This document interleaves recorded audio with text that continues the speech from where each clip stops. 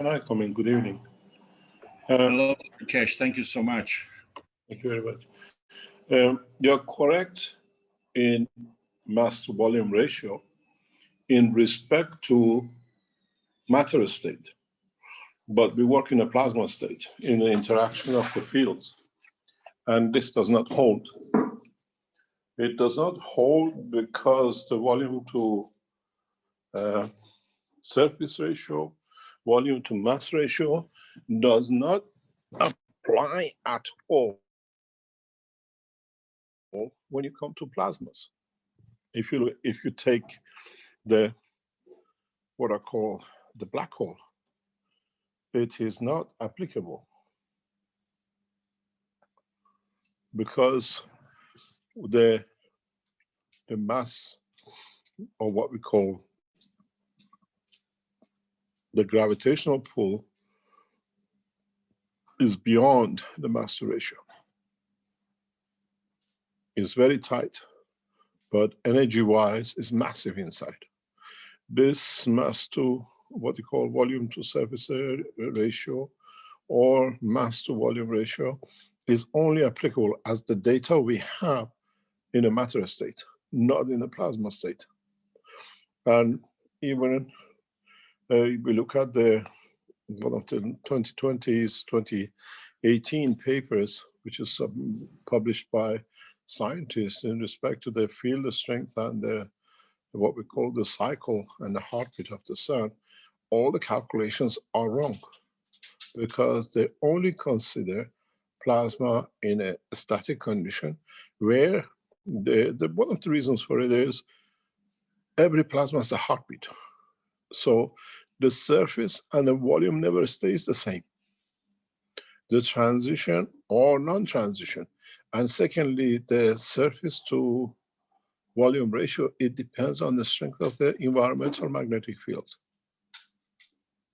You have to consider environmental magnetic field, the strength, in respect to the mass ratio, where in a matter state, limitation is a matter. It cannot grow any longer before the surface tension releases, as you said, with the balloon. And this is something which is part of the innovation and development of plasma technology. A lot of papers are written. And what I heard, I haven't seen the paper regarding the Einstein, when you talk, it says love is gravity, is exactly opposite to what we say. Love is magnetical, love is giving, is not taking. As usual, if I read the paper, if I see it, and if you tell me it's what he said, shows again an illiterate writing about something he doesn't understand. Gravity cannot be a love. Which lover always takes? Lover always give. And there is no sense into it if it is what the paper says. But as usual, I don't read papers, these things. And if there is such a paper, and from what we understand and what we see in the natural process of living, love cannot be gravity. There's nothing far away from it. And in essence, when you talk about plasma nowadays, you have to consider the heartbeat, or what we call not the frequency, the heartbeat, and what we call the interaction. There's a big difference between a heartbeat and a frequency.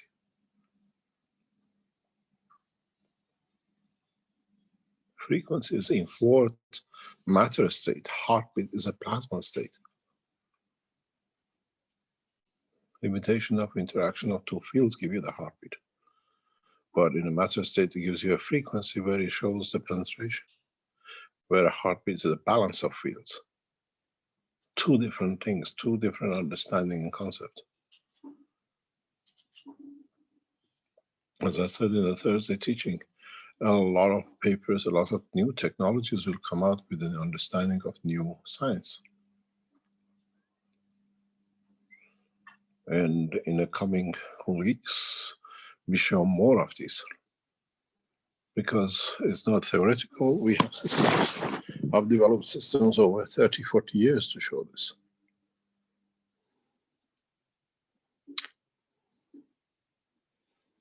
if you understood what was explained in a teaching on Thursday, and going back in all the teachings over years, is how, if you consider cup number 5, the gravitational magnetic field of the Earth, and we can achieve it because we know it, we understand it, then there's one fact on the table. We all, with the knowledge we have, understanding that we can tune within the magnetic field of the planet, we can travel within the center of this planet within seconds.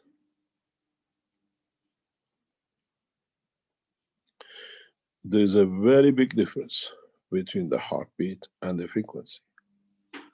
And what we see, the frequency is what we say the polarity of the Earth changes so many thousand millions of years, or polarity of the sun changes the same.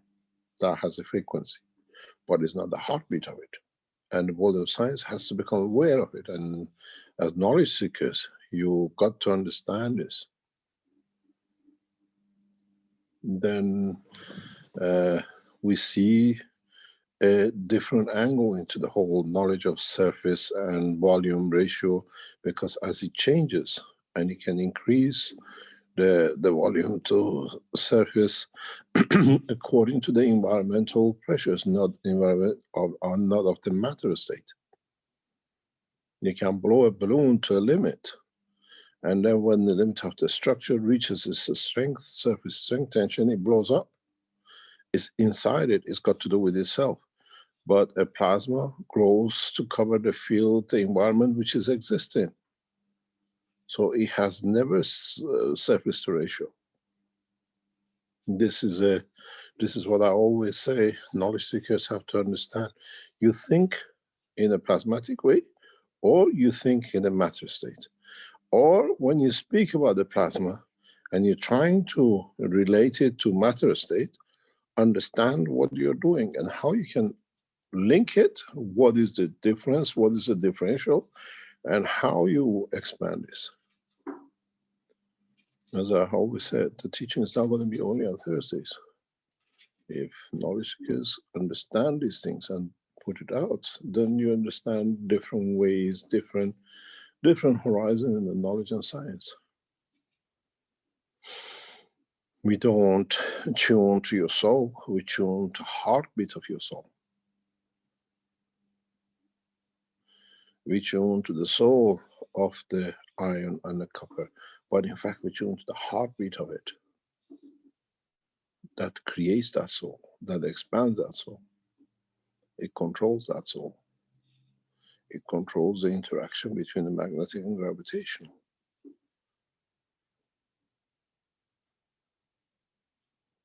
And in so many ways, when we say we feed the soul, it means we expand, we allow the magnetical field forces to be stronger than gravitational.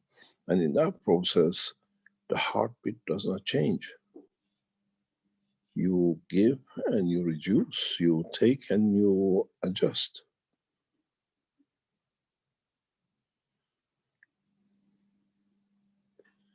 This especially for the present knowledge is very important to understand.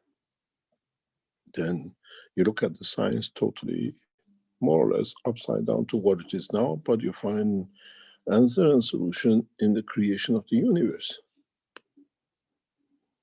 The heartbeat of our sun is controlled by a central line, what we call principal matter line of the universe, not by anything else as such, because its speed of motion is created and controlled by its galaxies, field forces, which is self-controlled by central gravity, and then by the central universe gravity line. There is no end to understanding it, but once you understand it, you have to comprehend the difference. And to be very clear, Are you in the transition point? Are you in the plasma point? Or are you in what we call matter state? And we cannot explain the plasma in the matter state the way it's done today. And it's been explained by Alex. That is correct if we sit within the matter state. But in the plasma state, we have to consider the environmental field forces which control, not the material surface tension or the capability to hold down to integrity of the matter state.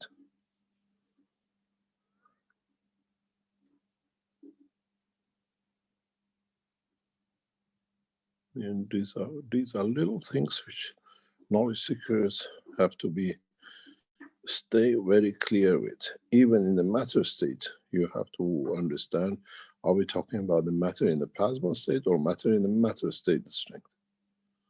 Because you have a matter in matter state, which is iron, copper, and everything else. And when we put the same iron in a plasma state with nano-coated, we see different results. A mixture of matter and a plasma and the fields. Gradually, we have to build up to understand this. And teachings like this is nice because you can explain. Then you can extend and expand the knowledge. Thank you very much. Thank you, Mr. Keshe. It's okay, it's lovely. Mr. Keshe, this is Ed. You said that the heartbeat is the interaction of two fields. Can you explain that a little more? I don't quite understand it. I mean, I don't think I'm going to understand it, but I'd like you to maybe expand on that some. I think you understand it very easily. You see, there is a balance point between the gravitational magnetic at a given strength. And when you get to that point, one takes over than the other. Where the gravitational balance is reached in transfer of energy, you expand it. You go towards expansion. When magnetical balance is reached, you go towards gravitational become contraction. So this creates what we call a heartbeat. You understand how many times this transfer of energy can be there. And with it, for example, we know, let's say the man has so many heartbeats and that's the average, the heart is going to expand. And you're going to live. There is a formula that we can understand how much a man lives by average heartbeat. And this is now we can translate in understanding of the expansion and the switch from gravity to magnetical. If you look at the heart, it twists and goes back again. It twists, contracts, and goes back. The contraction comes when the gravitational fields are there, and expansion comes when the magnetical gravitational balance is reached on the maximum magnetical level, where the gravitational field comes. And this is what has to be understood in a very clear way. The difference in balance point, because magnetical has a balance point in respect to gravitational field forces, as long as the gravitation, as much as the gravitational has in respect to the magnetical. It's very easy to understand. In the teachings before, I explained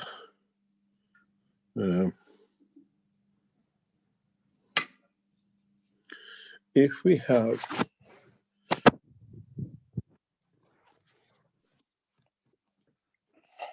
magnet, we have fields which go out the exit pole, what you call the north pole. But in the same environment, you have fields which are coming in the space gap. That's why there is a space gap. And it's not one-way traffic. And where in a solid state, That's why he can break a magnet and it still carries on. It's magnetic in the same field force direction. In plasma, you cannot do that. This is why when you have a CO2 gas, you have a spectrum of two fields, carbon and oxygen on top of each other.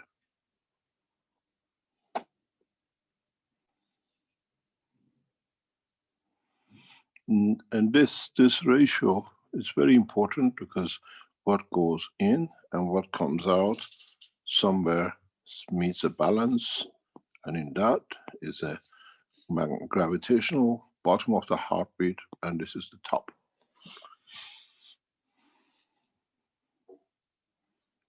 We know this. Now we have a system which works this. One of the things which we are testing now in the lab is to build a system in the coming months, or I think we are closer than that, for systems which can understand this position transfer and for our system to disappear into the center of the Earth. This is something which we're working on, and in the coming time, how we can allow the same system to be able to fly to the center of the sun. What you call China syndrome? Pardon? What you call China syndrome? What do you mean? Going through to the heart, the Earth. In a way, we now understand the knowledge. In a way, we are developing systems to be able to do this.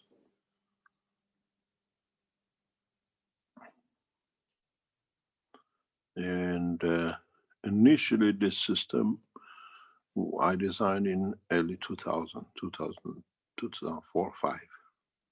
Now we're replicating it, and we will see in the next few months how correct we are in how we can match the heartbeat. If I can match the heartbeat of the sun, I can fly on its magnetical or gravitational of its heartbeat, not on gravitational magnetic field of the planet.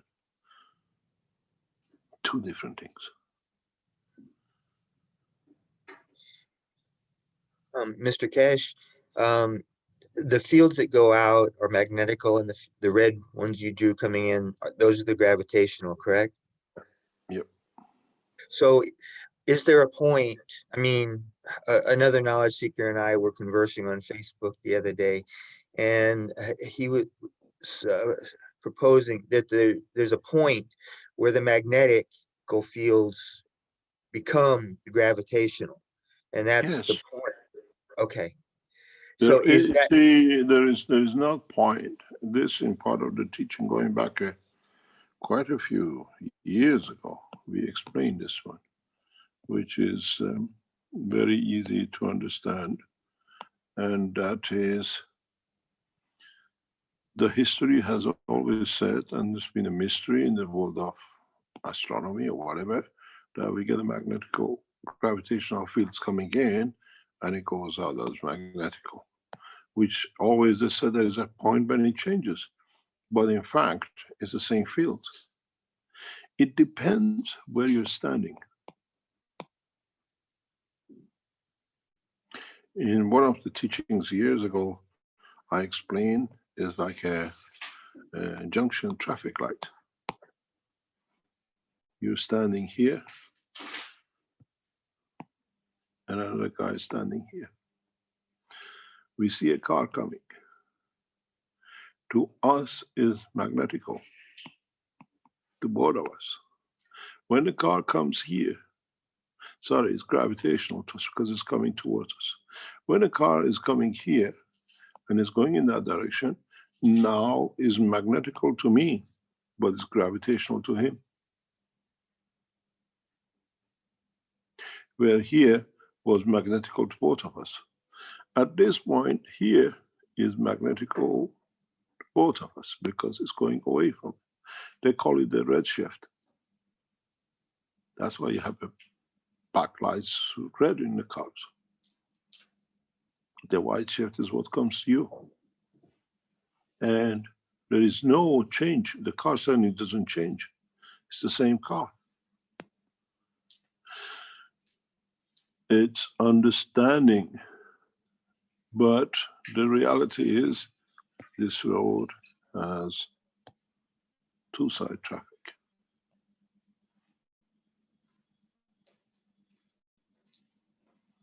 Where here is magnetical to him is gravitational to me.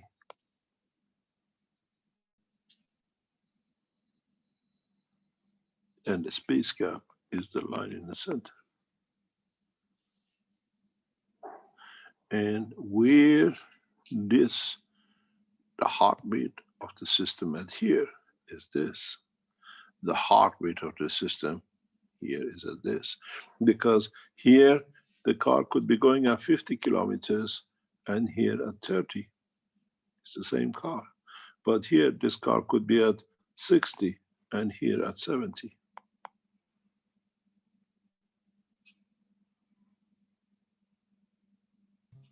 Different heartbeat. So strength, different position of the strength and what is the between the two. Somebody's microphone is open.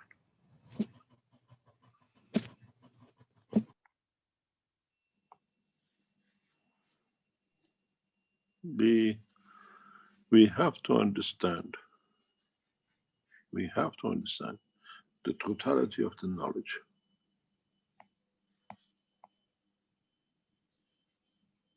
We cannot go halfway. It's the same car. Here, while this is a magnetical, the other one is gravitational. Here, the other one is magnetical, is gravitational to the other. It has a barrier point. It has a point that where two balances. And if you go further, what about this? If it's on the line of a plasma.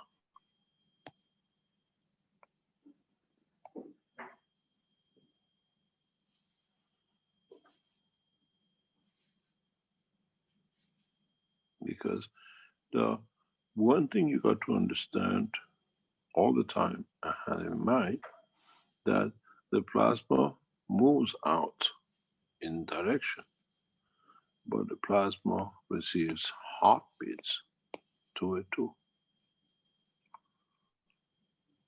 where it's covered more or less by its environment, which is created by the plasma and other plasmas in its environment.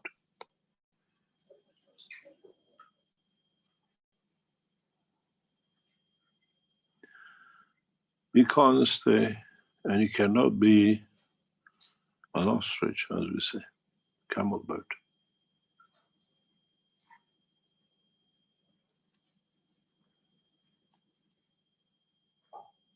These are little things which I notice a lot of knowledge seekers have not comprehended fully.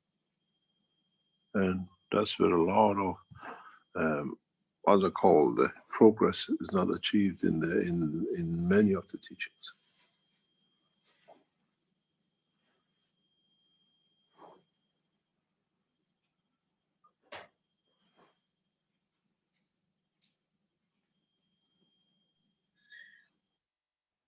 So, Mr. Keshe, what I was envisioning as the magnetical goes out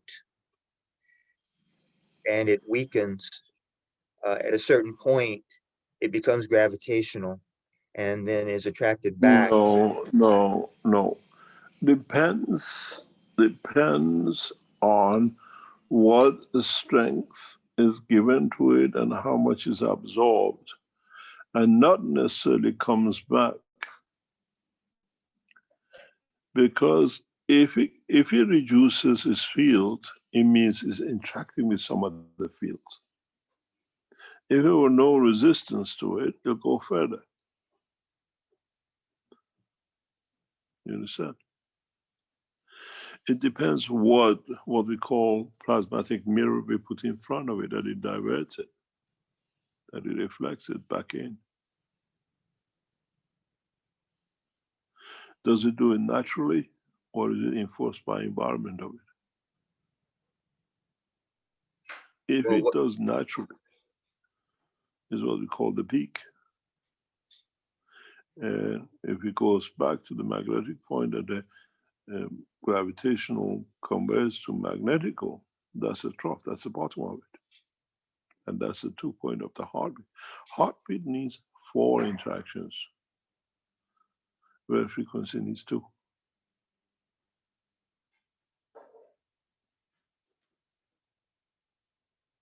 When you have a frequency, it means how you penetrate into the material. When you have a frequency, if it is not there, it cannot go. You create a frequency till it can go through. But what we call heartbeat needs 2 gravitational and 2 magnetical interactions to convert, to change.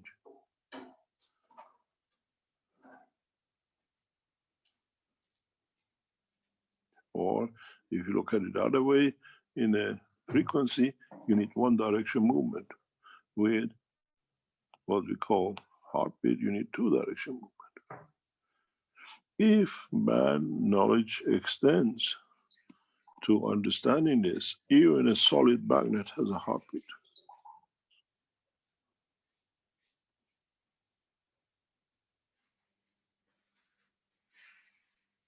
How do we magnetize an iron nail? We put an angle, we hammer it at a given speed, realigns, which means they all got the same heartbeat. And that realignment is to the center of the planet, which creates that line of heartbeat. Even we do it with electric currents, it's the same principle in a way.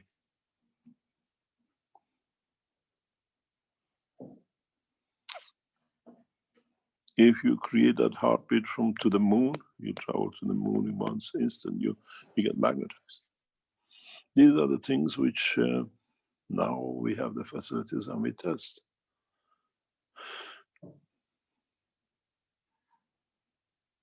Knowledge of plasma has to be understood.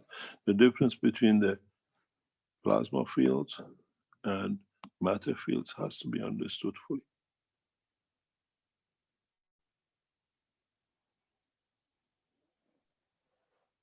So right where I interrupted you is I missed something I think I didn't understand, but I when I said when you said no, it doesn't weaken on its own. It weakens because of its interaction with its environment.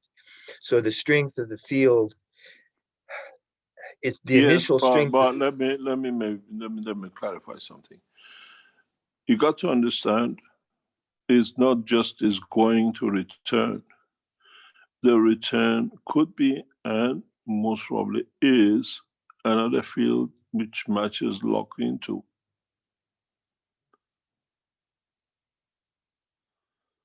Which has the pull strength of the field of the center. Okay. You understand? Well, I do understand that. So what but I show, let me explain to you in a very simple way. And when we show the magnet, yeah, the fields going out do not come back. These are the fields in the universe which have the field strength of the magnet inside, in gravitational field strength. In a way, if you look at it, if you take a magnet,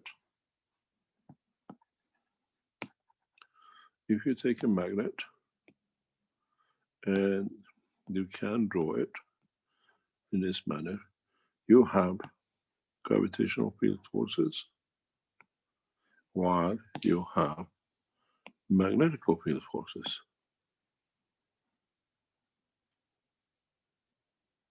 The two never interact. And that's why you can suspend magnets. If you create what we call levitation, that's what we do. We somehow, with transfer, we try to link these to this. And what we make is this.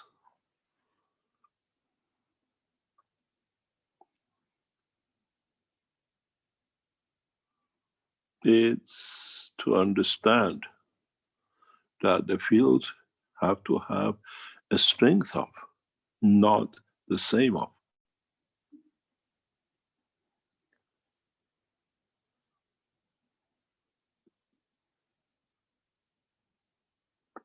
When we travel the span of the universe, we'll find in our system a field which can create into the magnetical or the gravitational.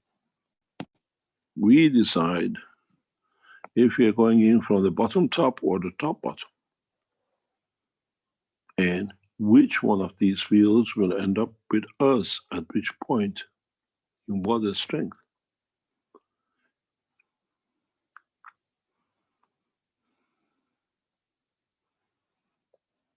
And unfortunately, electronic systems of this age cannot work.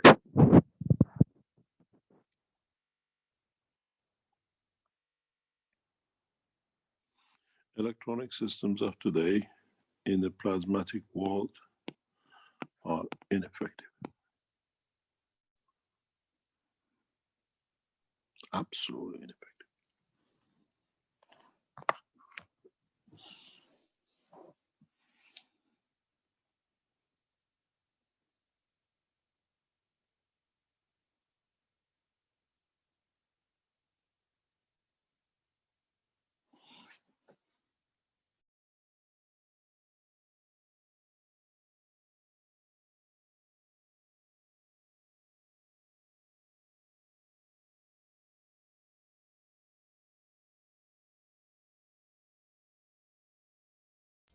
James has a question in the chat. Perhaps you'd like to open your mic, James. I'll read the question if it makes sense. I, the soul, is feeding on magrevs? Question mark.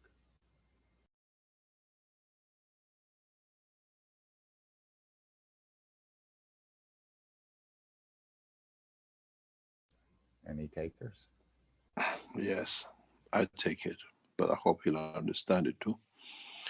In a way, when you feed on magraphs, it means I take what I need and I give what I don't need. This is the balance point.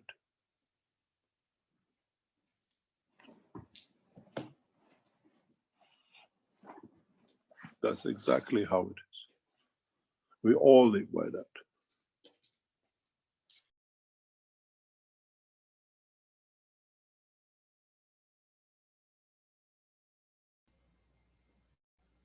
Alrighty. From Diane. And feel free to open your mic, Diane, if you'd like to ask it, but I'll read the question again with a magrev. Is a magrev a replication of us / humans, specifically whoever builds it? Question mark.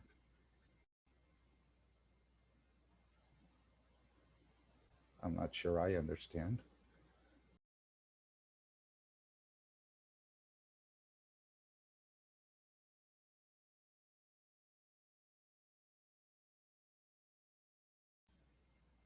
Righty. Are the, Mr. Keshe, are the other civilizations you worked with, let's say, to move them out into the universal community, are we on a fast track? In other words, you've really been publicly teaching for 8 years, even though you've been working for 50, 40, 50 years on this. And maybe it's because of our predicament and our position to the sun that it has to be accelerated. But do the other civilizations also have a hard time understanding this? Do they pick it up easier? Or is it on this planet, it's more difficult. But it seems you've done a phenomenal job in just 8 years here in these teachings. The thing is, we leave a lot of knowledge to be understood in the future. It's not that all of it can be understood in Mongol. A lot of it is for the future. And what we say in the world of what is in the world of macro is in the micro. What I teach, as people understand more, they find matching in understanding of totality. Because we teach the principle, we don't teach a specific case. And this is the beauty of the teachings. And this is what we see and what we do. And this is how the universal society lives. That we share knowledge, and who has maturity of time and space and understanding will take it at that point.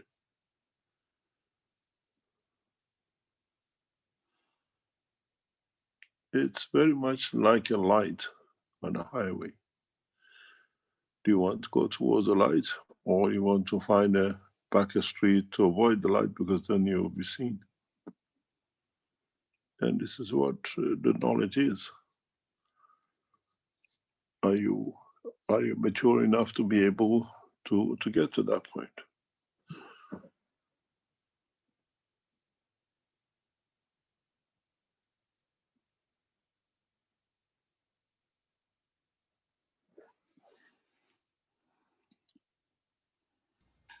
And this is part of understanding. We teach for time and space, and that, as I said, the knowledge is transferred through the soul, and it's not just for the human race. And in time and space, will those who mature to this point, they receive the knowledge. Otherwise, it's what I call goes over my head. And so we have the biggest problem for man has been consumption of what I call entities like animal food or plants. And other civilizations stayed in the field interaction. When the first creatures were created on this planet, they did not eat. They had no system of eating. They absorbed energies, they absorbed fields. And as they start feeding and converting due to the condition of matter state of this planet, they had to find a way to dispose of it. They had to give it a structure, what to hold, what to give, to conserve energies. And it became an eating machine where the soul of the man doesn't need that. And this is why we encourage to go in that way. But in time we learn. In time we progress.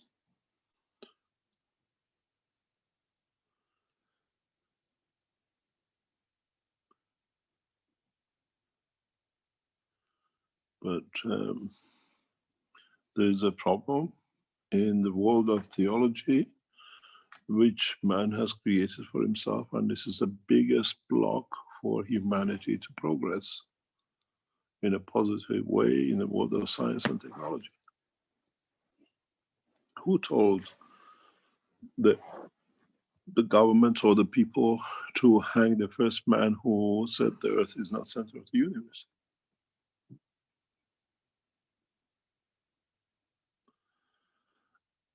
These are, if we don't have, there is no religion in the space, only this planet is something which is more or less a laughing stock for universal community. but how human beings have attached themselves into what they call religion and the faith, in not being able to understand the connection between the creation and what they create themselves. It's unique. We don't have prisons, we have no hospitals, we have no churches, and we have no religion. Because we understand the process, and for the first time now, humanity has got reached that point to understand science and religion is one. Because there is no religion. In fact, totality of it is the interaction of the fields. Whatever a religion says, we can replicate in the world of science. So it's a scientific, logical understanding of the process of interaction of the fields.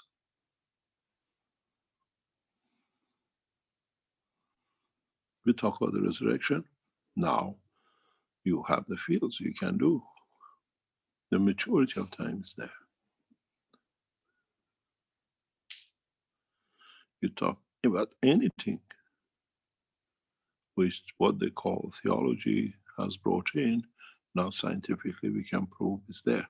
Which one is correct, theology or the science? Actually always been there. Somebody has seen it, explained it, people didn't understand.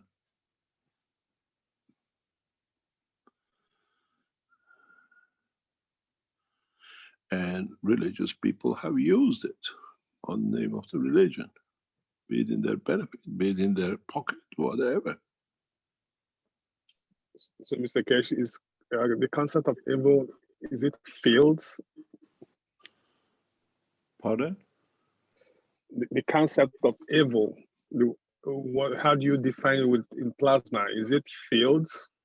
What? Evil? Evil. Yes. Oh, that's the state of your mind, what you want to accept. Doesn't exist. It does not exist.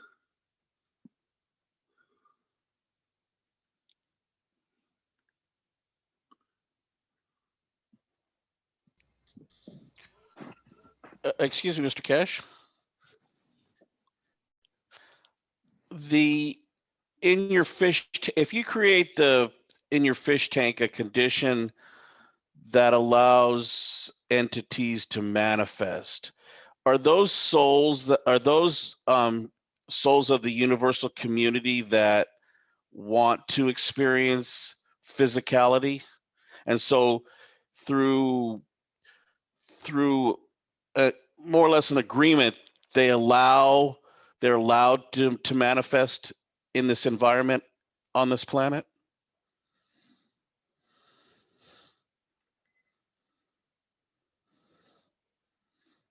Can you repeat that again, please? So if you In create a the simpler way. Okay. A simpler way.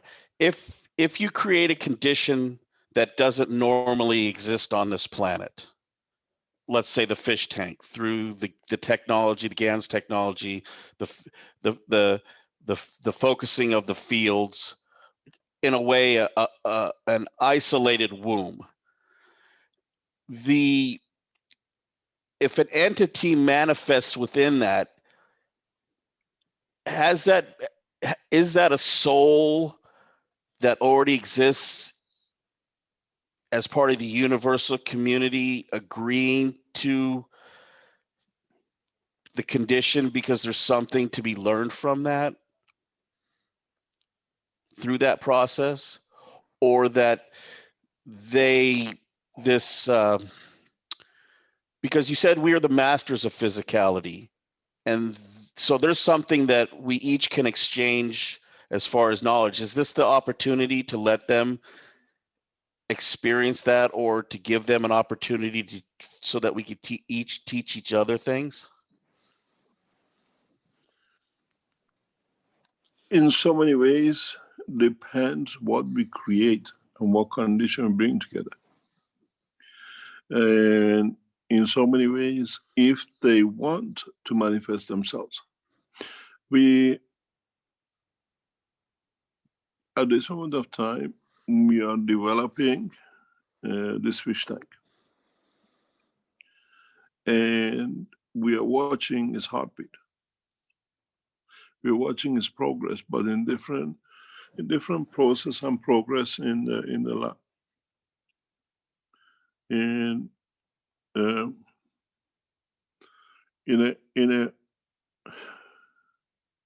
because we've got to understand the knowledge seekers in the lab don't understand everything as such, but they are there, we achieve things. But in a hidden way, we have already have a fish tank.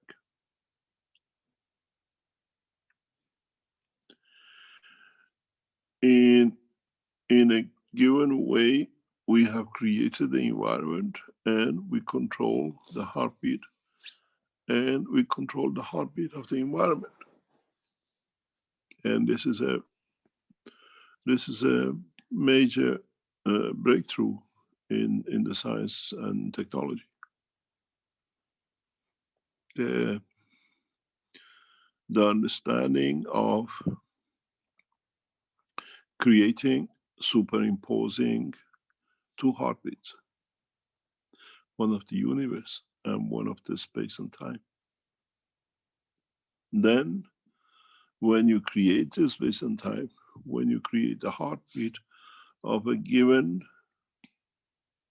structure, be it the soul of another creature or soul of a man or whatever, with the intention of the emotion and the feeling and understanding of the totality of the difference between the two heartbeats, you can create and bring about any kind of life, pre-agreed or to be agreed.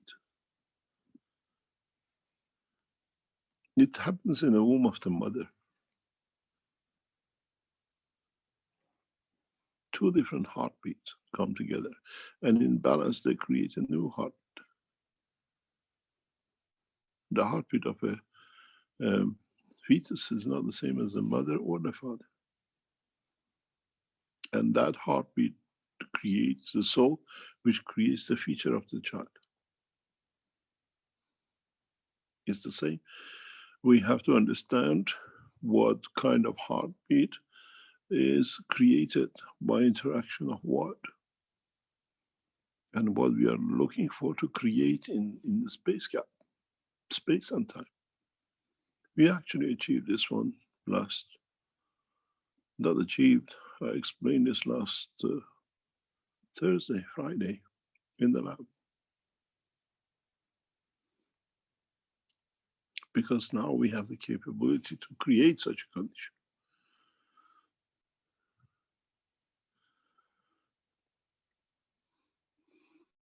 We can create the heartbeat of the sun and create the sun.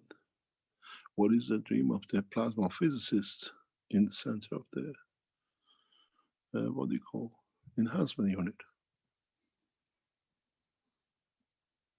This is the difference. This is where what I call the science of the man and the science of the universe comes into what they call working together, understanding one or the other. We have systems, we have technologies physically can show. So if we have managed to replicate it and show it, we have managed to understand the work.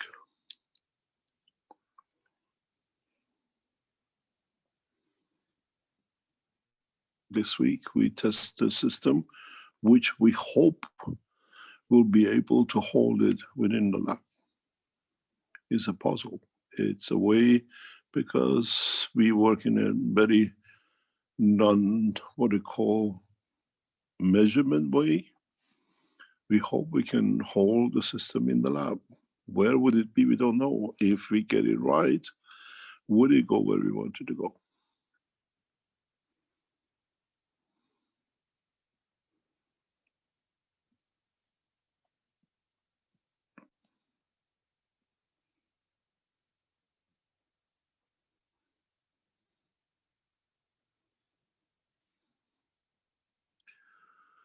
The knowledge I share with our scientists, with the knowledge seekers who work it's very, very straightforward. Understanding of it is easy because we go from basic up, we go from foundation up, and what we call in the research we understand is not that we're going to do this. I spend weeks and weeks showing all the basics and where it comes to. That then when it comes to the final stage of from one test to the other, all the basic knowledge has already been gathered. And we are in that position now.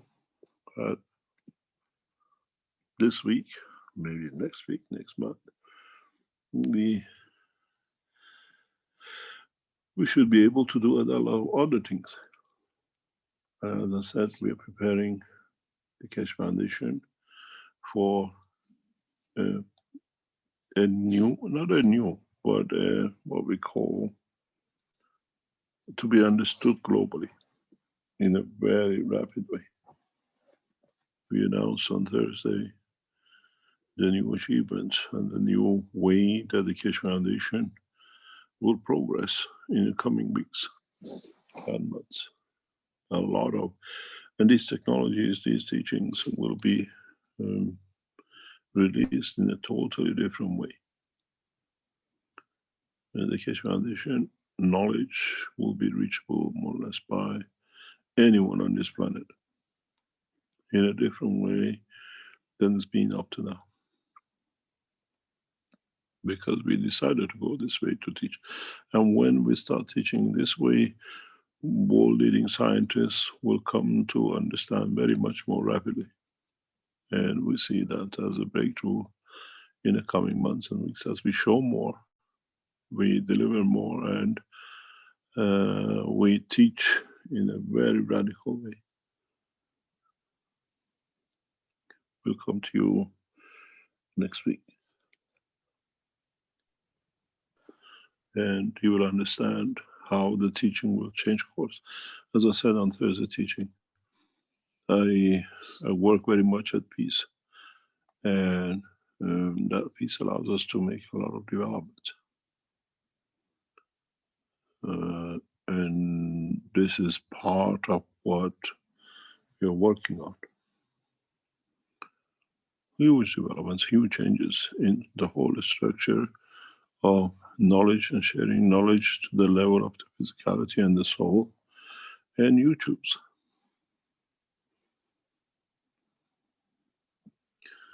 And I hope every knowledge seeker reaches the state of peace and what I call understanding, as I have reached in the past few weeks and months. You will see in the knowledge, you see totally in different ways. You grasp the knowledge.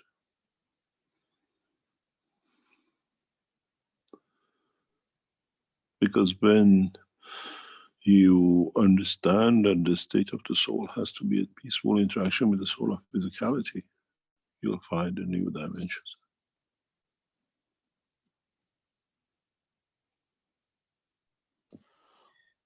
Well, perhaps my question was more on an ethics-based ethos of to do no harm. If an entity manifests under this condition, does it, and since the soul never dies, to experiment with this or to manipulate this entity, is that something that would be allowed? This, I think I answer you in a different way if I couldn't clarify it the other way for you to understand. Do we create in the environment of this fish tank that where we bring in or where we create a condition that is matching to an environment in a space that one of the beings of this space would like to explore, to be with us, that we see? Or do we bring in a soul which is created on this planet in any shape or form by the interaction of the fields which we create in the fish tank, that in the interaction with the fields of the fish tank, we create a soul. That soul in that environment shows us how the creatures or life would be in the destination point field. There are two sides to this, not one side. And in all my teachings, I've been very clear about this. When you go into these, what I call fish tanks, you will see how you will look in depth of the space, because we create a soul, that interaction, that soul with the environmental position and strength of it will show this is the way that the soul can be supported and manifests itself in the matter, what do you call it, observation point of view. But would it be the time that we create gravitational magnetic fields of a given space in the universe, and if that given space as we created has life within it, would that life manifest itself in the tank that we can communicate with, we can ask questions with? Or would, if you understood the teaching of the Thursday, would the soul which we create, which has the strength of the environment, of the destination, wherever it could be in the space, would he or that soul find, download, or receive, or be connected to the information of the space and time where it's connected to, and tell us what is happening through the emotion of our souls? Many of us will change to understand our feeling comes through our soul, or our feeling is from our human side, physical, solar physicality. And these are the things which many of you have to handle and tackle with. Do you go through the soul of physicality, or do you want to go through the soul of the man? But you cannot cheat one to get to the other. And would you be able to create your own soul in the fish tank, the strength of, which most of you should be able to do so, and then see how your physicality will show in the destination? It is what, let's say, put your hand out, put your soul out.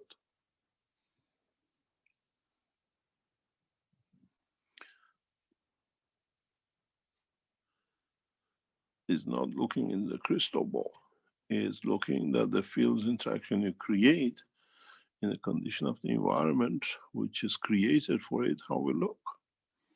If I put your soul and create the condition of the Mars, you might have 14 legs and 2 arms. And if I just change the condition of environment in the soul and put you on the Saturn, you might have no arms and you'll be an air bubble with the same strength. Or do I need to change the dimension and strength of my soul that there'll be still 14 arms and 2 legs, or 14 legs and 2 arms on Saturn as much as I'm on the Mars? Which one do I choose?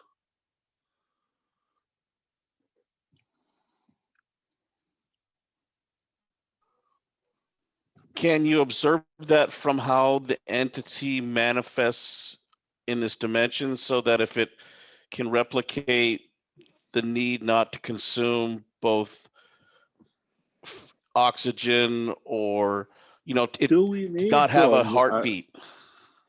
You don't need oxygen to have a heartbeat. In our systems, we have no oxygen, but we have a heartbeat. Well, maybe it's to say that it survives without consuming. That's what it does. That's what the system does. The new technology, the new breakthrough in understanding and development does.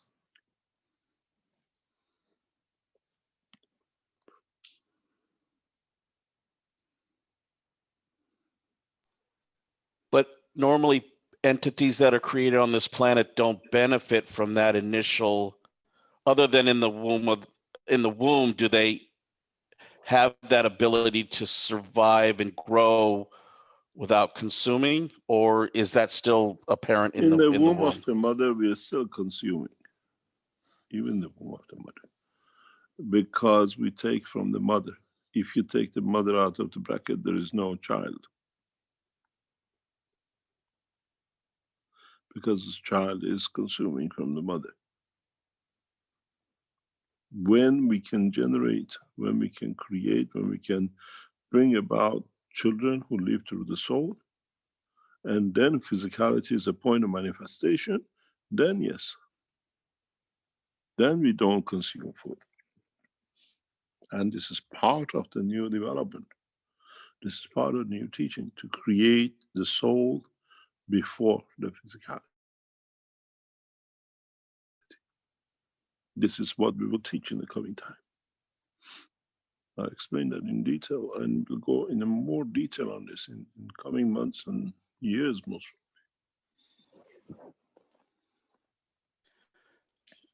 So then it's expected that if at this point in our knowledge, we can use GANs to be that transformer of fields to provide the energy that we need until we can do it through our soul. That seems as a way that we've been working through this. Maybe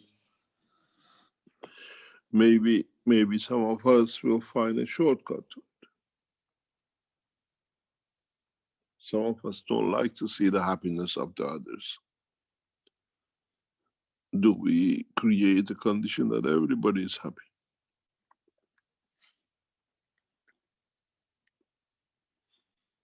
But does making one happy, then we'll have different limitation of who's more happy than the other one.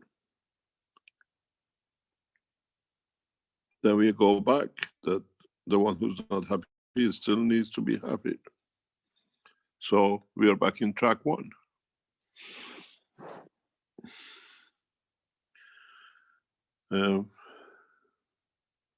As many of you most probably know, since Thursday that I explained, I have found peace and happiness, has bothered some people immensely, because this is what was planned. Disturbing and destruction was a plan that it could not achieve that. And when somebody at level of where we are finds peace, and a lot of you who learn the knowledge will find peace. My peace, the knowledge, and the way it carries the knowledge to you, transfers the emotion and the soul to it as well. And there are people who are not happy for somebody to be happy at peace. What do? They disrupt. Or that I'm not happy because he's happy. We call it jealousy. Do we need to get to that point? Or we agree that whatever we achieved is the level that our soul allows us, and be content. Contentment is the biggest problem for human race.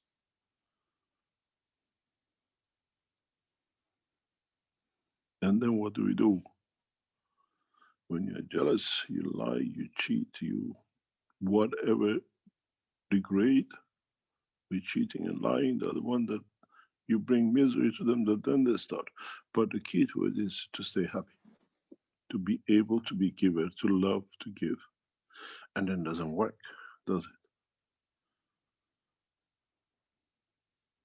it? And nothing can change the dimension of giving and being in love with, and to love, to give, and stay in that position of happy. That you can share, you can give so much knowledge. When you walk in the Keshe Foundation lab, you see, you feel the people who we work with, who is not, who's grabbing, who's understanding, who's not understanding and needs to understand. You can tell clearly between the staff who are there as knowledge seekers and the staff who we have employed. It's a very clear cut.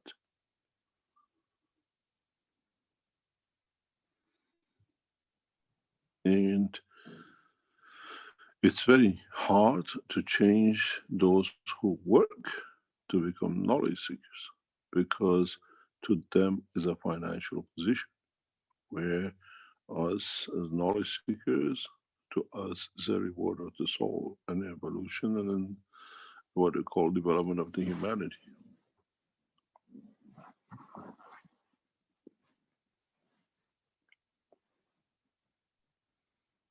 We still have this, and we cannot change it. Or do we put all the people who come to work within the structure of the Keshe Foundation to be a knowledge seeker? So everybody says, I'm a knowledge seeker. What have you seeked and what have you learned?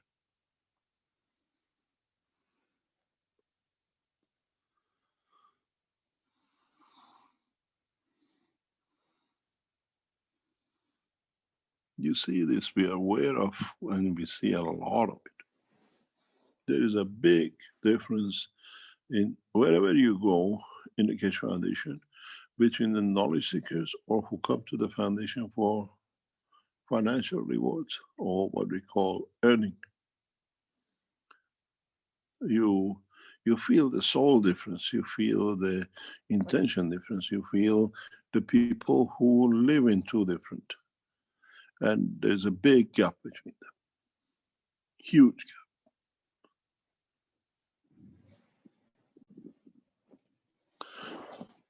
Knowledge seekers stay till 10, 11 o'clock at night. The ones who get paid 5 o'clock, they close their books.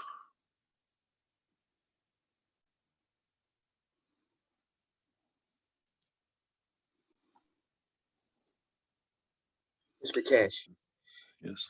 the people you work with at the lab,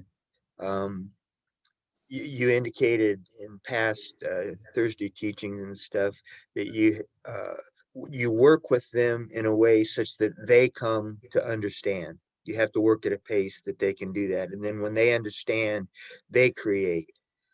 You know, it's not, you're not just doing it, you know, as a magician, like you say, but you need to do this so that they understand. And I get that. And when those people that you're working with, when they do get it, when they do understand and they begin to be able to create, does that mean that we, as the rest of the human beings here, we have access to that understanding as well? In a way, yes, but in a way, how? Well, we would have to put in the same work and questioning, I guess, for it to be available to us. But I just wondered if that was a point of communication at the soul level. In a way, yes, but again, it's in a way, how? How do you expect when the knowledge is there, but the what I call the evolution is different.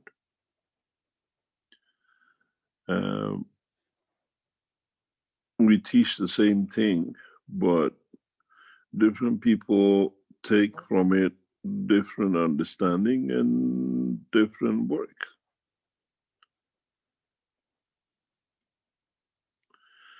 And it's very hard, even in the structure of the laboratory of the Keshe Foundation, as we have separated different sections, not to let one side to work with the other sides, but in a way they support each other because they need one to feed the other. That we see the difference, that the two sides never balance each other out.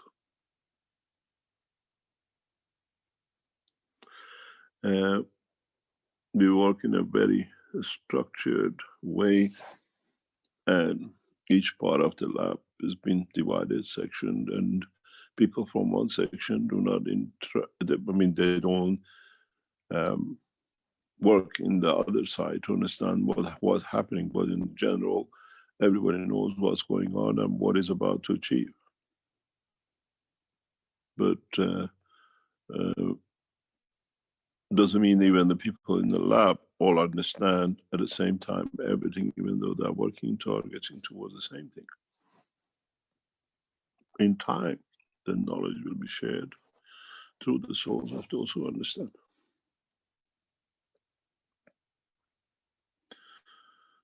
It's the same in China. We have the same structure in China.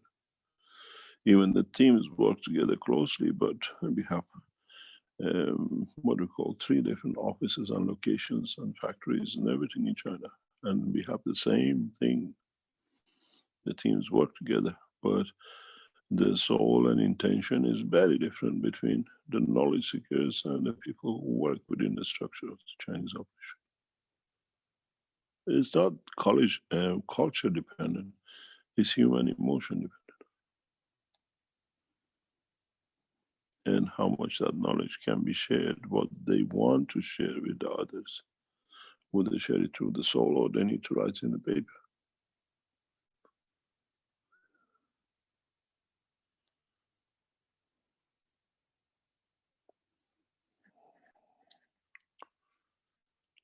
You all have access to all the knowledge.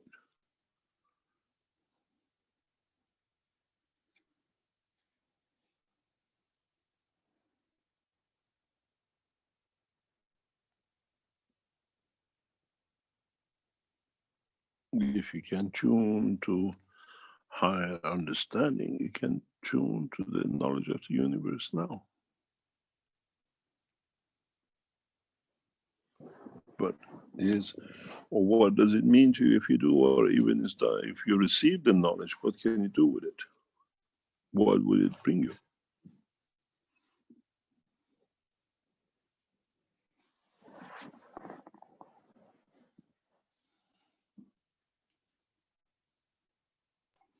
Only hard work. No, it's easy work. It's not a work. It's the love. It's an easy love.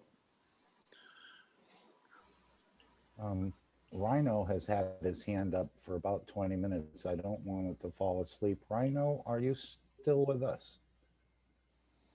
Yes, I'm here. No worries. It's a pleasure listening. It's no rush. There's no rush. But I got a couple of questions, Mr. Keshe. Good morning. Good evening.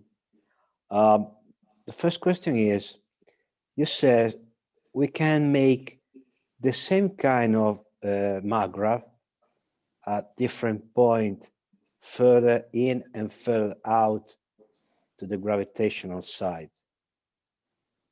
So my question is, if I make, let's suppose, aluminum maghrab, and I reproduce the same, but further in to the gravitational, is this the right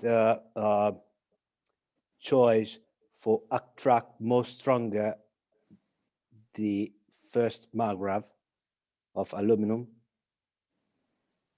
I don't understand. It's you explain. We can have we can have the same maghrab. Let's suppose No. I think you misunderstood. We Okay. have a maghrab balance. Yeah. Where magnetical fields in field strength Yes. can balance gravitational field as a given strength. You got to understand a field interaction is 4 fields interaction. And at the same time, at a point when gravitational field forces is in balance with the magnetical at the same, but in the given environment.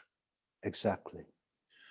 You see, the heart is continuously within the environment of the magnetic gravitational field of the body and the soul of the man, and soul of physicality.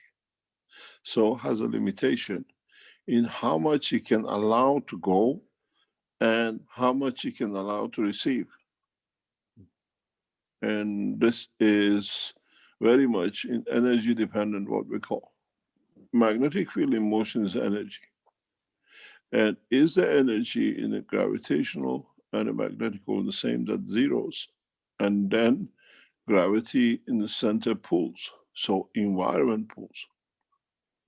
Our heartbeat is not just only the field flow within the heart, is what the soul creates for it to operate on there. The soul, the heartbeat of the man has a direct connection to the heartbeat of the soul of the man. It's not random. It's sequential. The same with the heartbeat of the soul of the physicality of the man.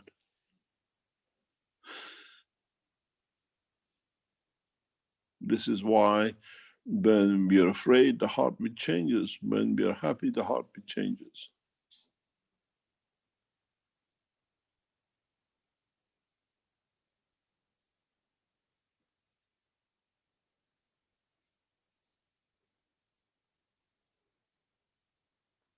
This is connected to how much we go further in. Yes, but what does the environment at which gravitational pull taps into the energies, field flows?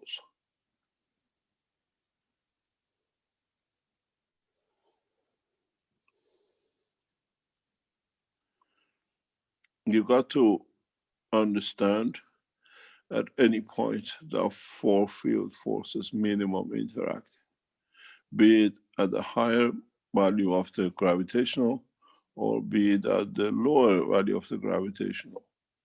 There is an environmental balance, what the environment takes from the energy in a given time.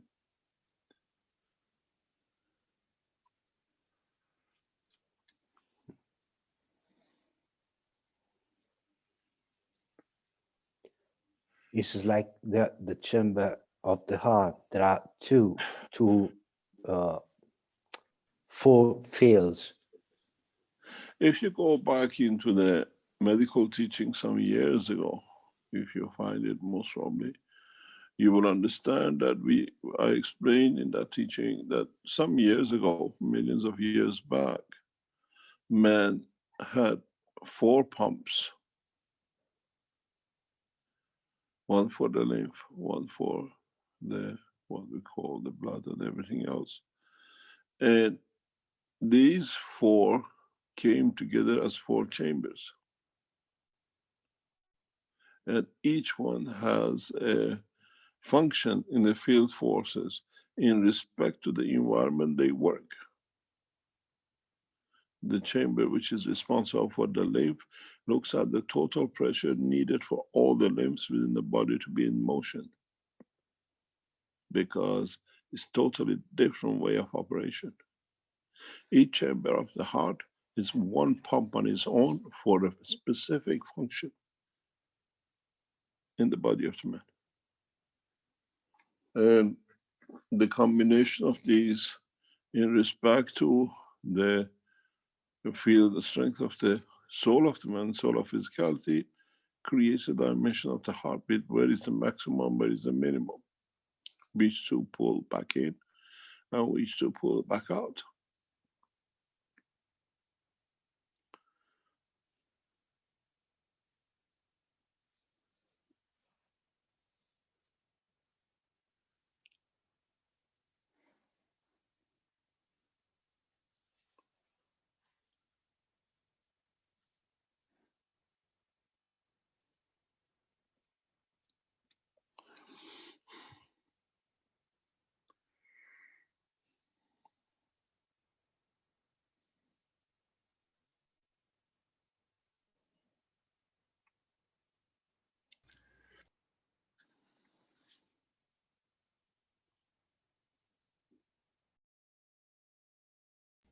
I'm stepping away 1 minute, be right back.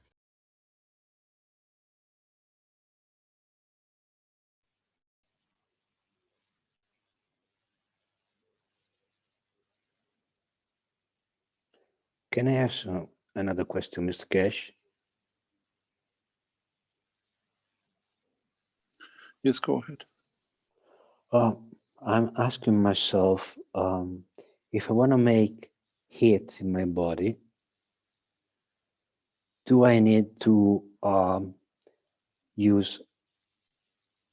I understood heat for human is the interaction between inertia of Earth and magnetic gravitational field of Earth is both of them together.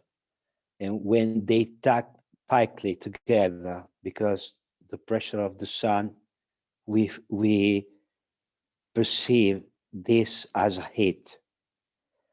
So, but I can't figure out what kind of fields do I need to use for create such a kind of feeling in my body. We talked about this in one of the teachings about the heat of the body, how it's created, and what functionality it has, and how the heat is generated in all the bodies of all the creatures on this planet. Even a plant, a tree, has a temperature, and it works within the temperature, and that comes from interaction of the fields of the gases with the environment they operate in, and in interaction with the gravitational magnetic field heartbeat of the Earth. We can adjust it through emotion by adding or taking away, but we cannot change it.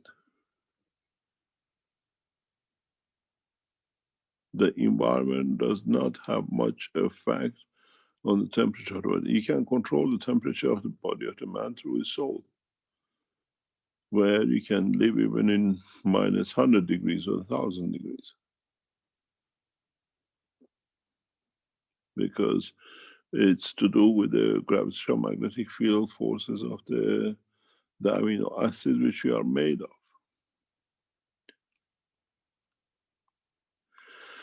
The stone, even the stone has a temperature dependent. That's why at certain temperature, if it goes below, it cracks or it breaks, or at a given point, it melts. But a body of the man doesn't work that way. Our temperature is well controlled by the strength of the amino acid which our body is made of. And after a given degrees, which is roughly temperature per what we call atomic mass, is about the same, 1 degree per. Our amino acid is on about 42, 43. And then above that, if you add fields to it, it disintegrates, because then the field is over than its environment. And in our brain, when we reach 42, 43 degrees, we go into that realm, which field, which isotopes of the amino acid have built which part of the body or the brain, and then they dissolve, they open up into submatter levels. So we die, or we get a brain hemorrhage, or we have all sorts of problems. And we can operate at 37 because it's in a gaseous state and works within the 10 to 20%. If you take 15% from 43, 44 maximum, or 43 of the what we call the atomic structure, which is a carbon, hydrogen, oxygen, and nitrogen, which is about 43, then you can see 15%. Where does it give you? It gives you around about 36, 37. If you go 20%, which we always said, we calculate 20% below 15, depending on the strength of. And you're just about right. Because one is in the matter state 43, because then in respect to the environment and inertia, you change into matter state and your field opens up. Or you go on the plasmatic field of strength, which is in combination with the heartbeat of the Earth, which is roundabout, just about right. And if you're on 37 to 43, 6 degrees. And if you look at the 10, 15%, 20% mass transfer to energy, you're just about right. The minimum and the maximum. Then if you can learn through your emotion or through your soul how to create a condition that it keeps it on about 37 with the interaction of environment, it's like putting a jacket around you without actually needing to wear a clothes. Man will learn this very soon. Doesn't matter where you go, to what depth you go, you can exist. And that's why I said they have never let us loose in the space that put us in a matter state suit and then we die. We don't die when we come out of the womb of the mother with no space suit and we survive in the atmosphere of this planet.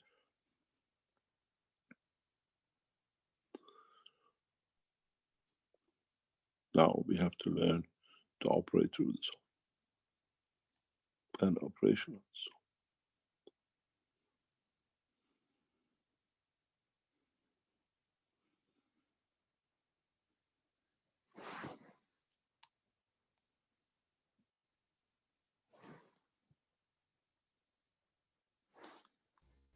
Mr. Keshe, would you be interested in taking a question on masks? It seems when I wear my mask and I go to the grocery store, okay for a little while, but then I seem to have to pull it down from my nose to get some fresh air in.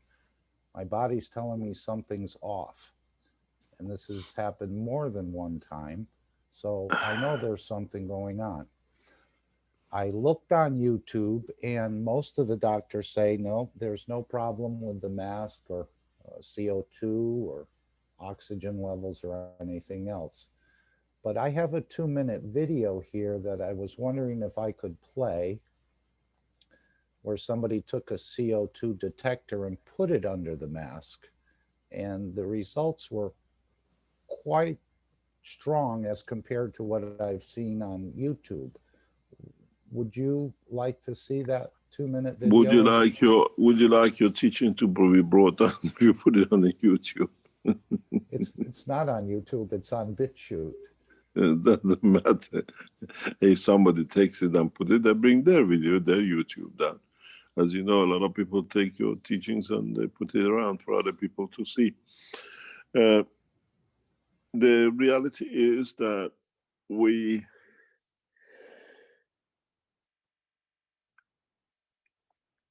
if you put your hand in front of your mouth and keep on breathing, if there's not enough space gap, you change the percentage of the carbon and you change the percentage of oxygen. And scientifically, we understand this. So it doesn't need to be a mask. And that's a fear of death, which is triggered by the certain balance number of the carbon monoxide in the breathing, is what you feel uncomfortable with, or what we call the fear of death.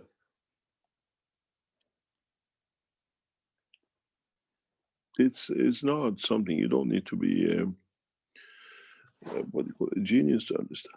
You do not allow the continuous.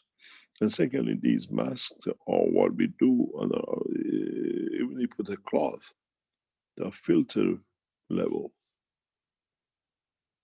and they cannot breathe as we breathe. And this is not the only one. You're not the only one who has got this problem. Everybody else has. But the beauty of it is not understood is that this virus goes through the skin of the man too. Any virus doesn't need to go through the air. If it's available and it's present, the virus can attach itself and travel through anywhere once it finds a match.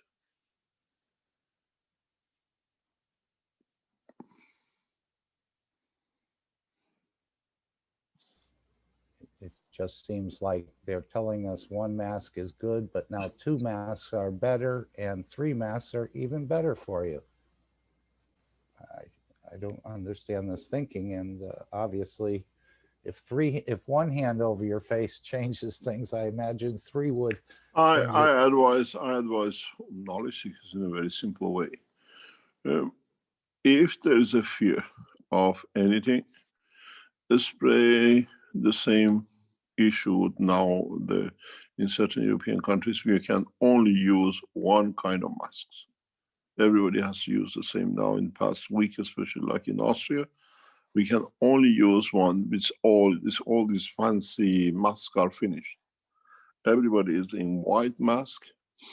The only difference is if you have the mask, spray inside or the outside of the mask.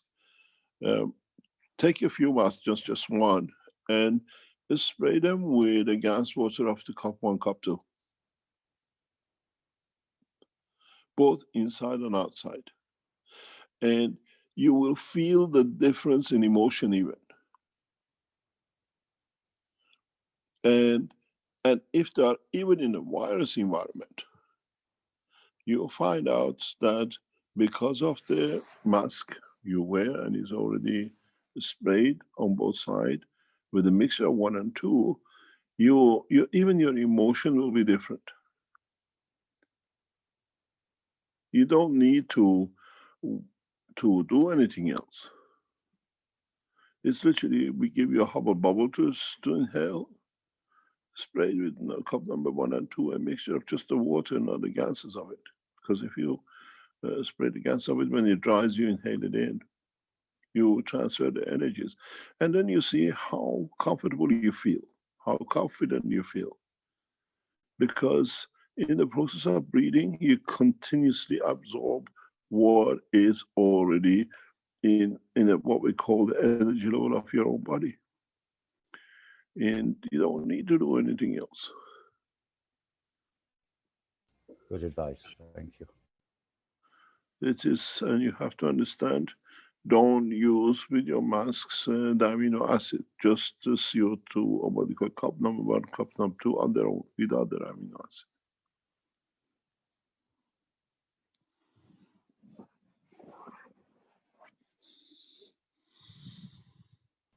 It was just shocking to see inside the mask going up to 9,000 parts per million or more. Of course, it does. You put your hand in front of your mouth, you'll get that. But we're talking a mask. A hand is more solid. But it's all the filter barrier, isn't it? It's all filter barrier, what you do and what rate of inhaling you do. You know how much can faster to go in and out. I look at these masks, and the funniest part is, do you know where most of the air you inhale comes in? By the side of your nose. By the side of your nose. They cannot cover. And this is where most of the air rushes in.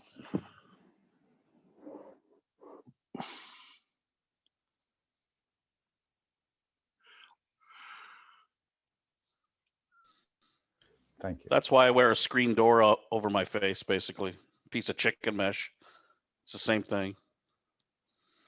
You cannot do that in Europe. It's instructed. As I said, depends which minister has got the bribe for it.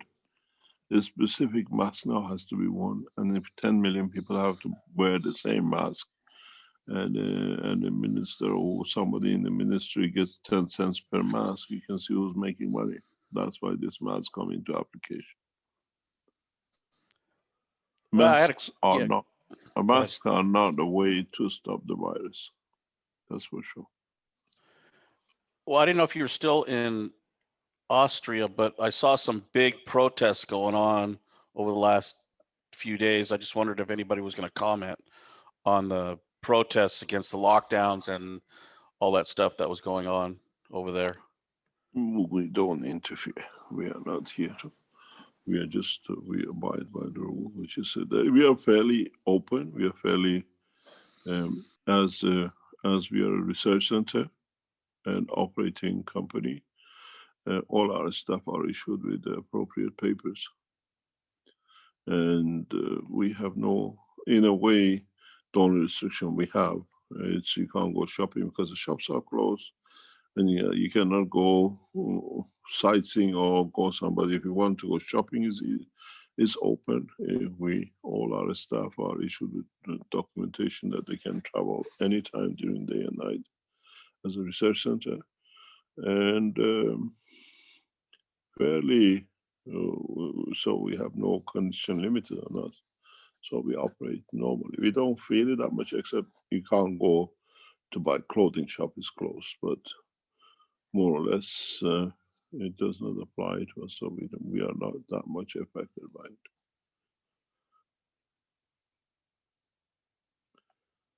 And we never take direction in that, especially in Austria, which way we think.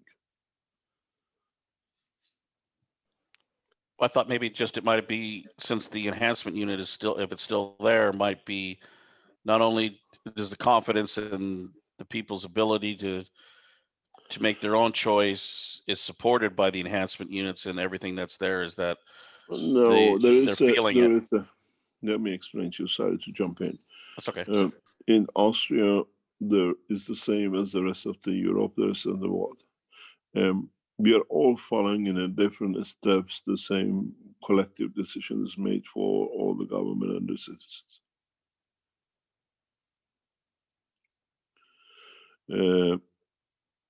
It's not the governments who make a decision.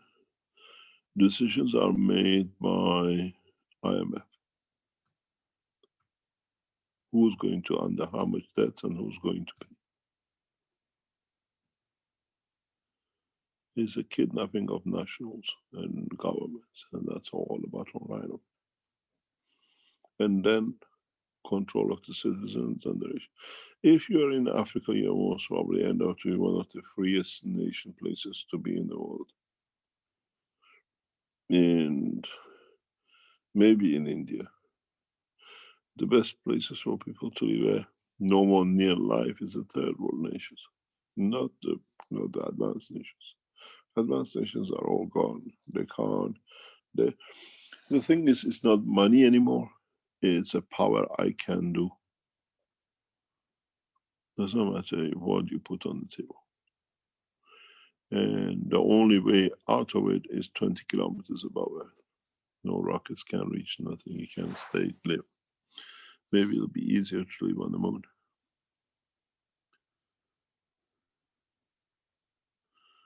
As you're aware, we are testing flight systems and all sorts of systems around Keshe Foundation in different structures.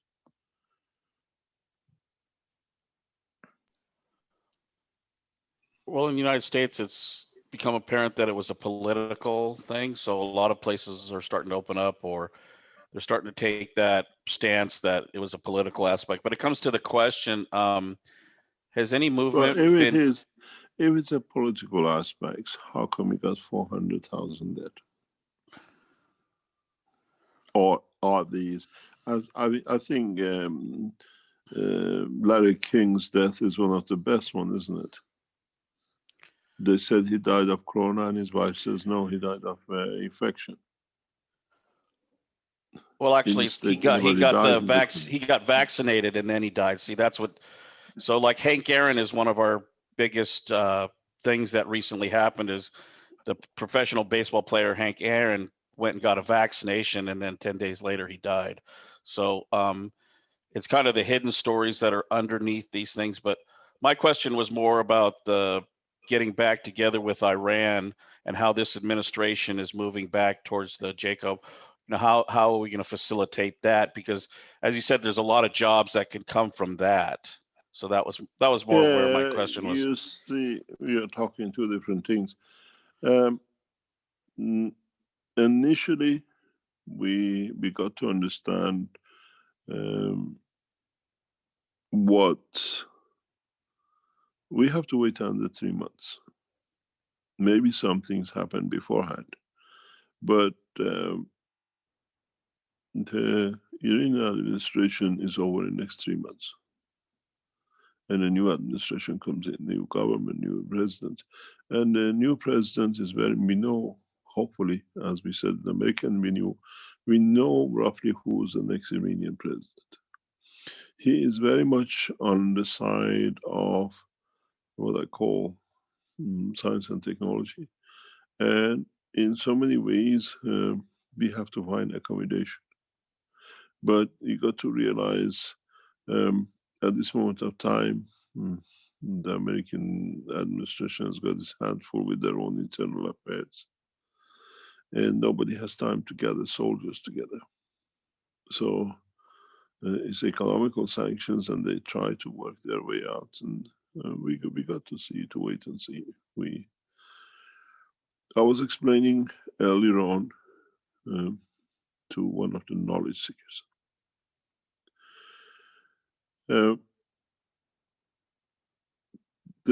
As we announce in the coming weeks, how the Keshe Foundation is taking shape.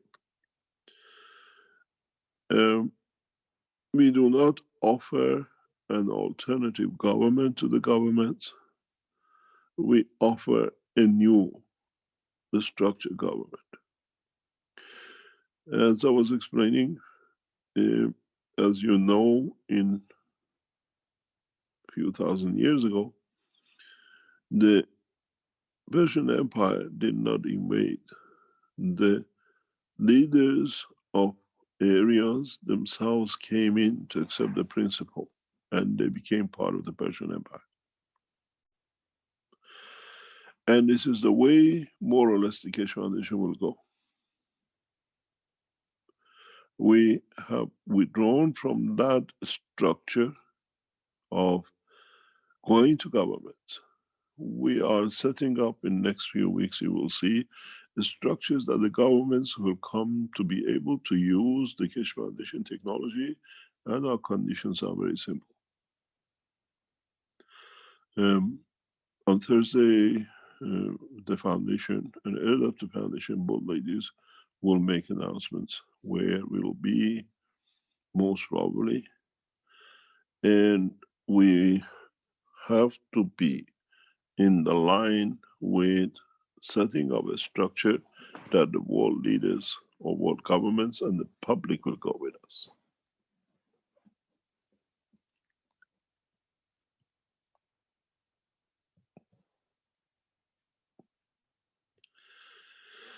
And this is the way we will set it out. We're working in a different, totally, I told you and I explained very clearly, I'm at peace, and I found peace and happiness in my life. And I transferred this to a lot of work which I wanted to do over years and could not happen. Now it's happening. And my wish is my command. And the way we see it and the way it's structured, we do not go through the structure. Our plan is in coming weeks and months and coming years, Keshe Foundation will be respected international organization through people, and we're building it up. We'll announce the first phases of it, hopefully by this Thursday, as I told you last week. And as we are signing agreements and different ways of bringing the foundation into the front, because we have all the tools to do, now it's time to harvest, you will understand we carry on, and the knowledge seekers have to carry on with one way: technology and science against peace, technology and science a way to the soul of the man. And we'll keep that. And as we go international, the way we are planning and the things are coming up, you will see the governments will come to understand there is a new way. In a way, nationals will turn and the governments will follow. You will understand very soon. It won't happen overnight. It's not a revolution. Is calling on the soul of the humanity to turn and creating the conditions for it to be there to turn. We gave a lot of freedom to knowledge seekers around the world, and now we're taking that back. We're taking that back into a position of the what we call control of the foundation, and with it, um, bringing some I call conditions that the world nations and others will come into it. And it needed to be done in certain ways. And as I said, that's been my wish. It'll happen. The things are all falling in place every week. New ways and the directions for the foundation has been set to come in.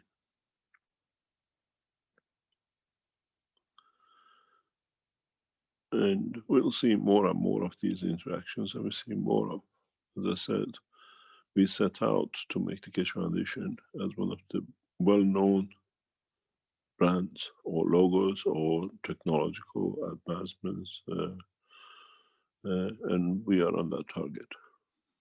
We are not only are working on it, we are arranging it to be that way.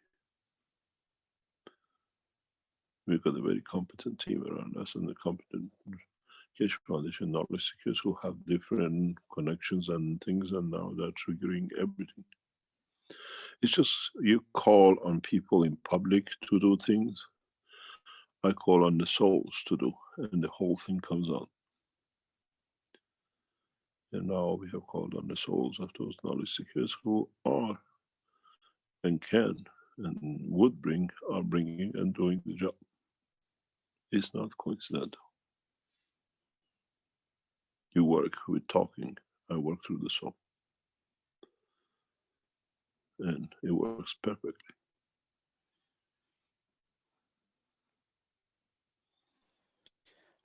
Have they reached the elevation of the soul where their intention is communicated before the words are spoken?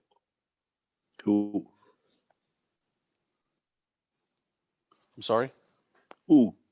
The Universal Council. They're still on what I call the sandbox. They're just gathering there.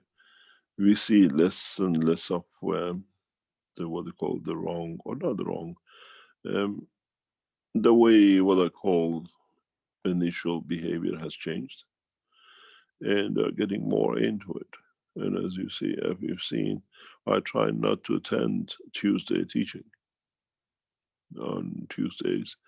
It's their parameters, it's their ground, it's their setting up.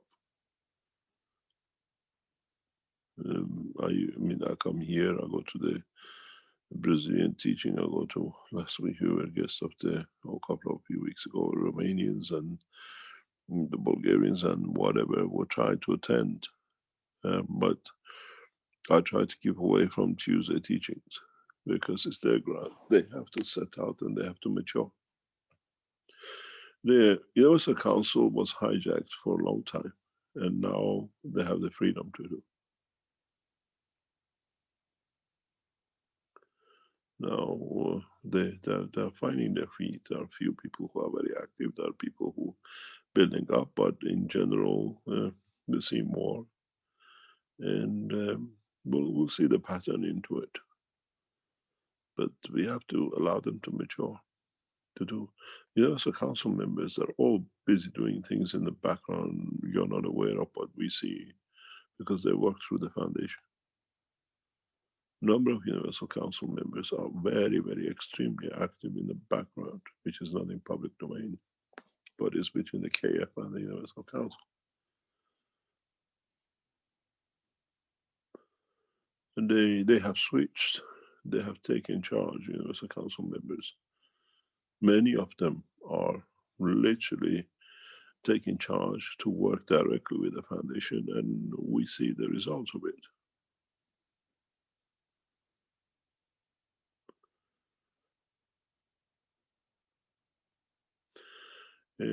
Most of what we tell you that is going to come and is coming and it will take place is done by Universal Council members in conjunction with the support of the foundation. They are working on it and they're shining like the way they do.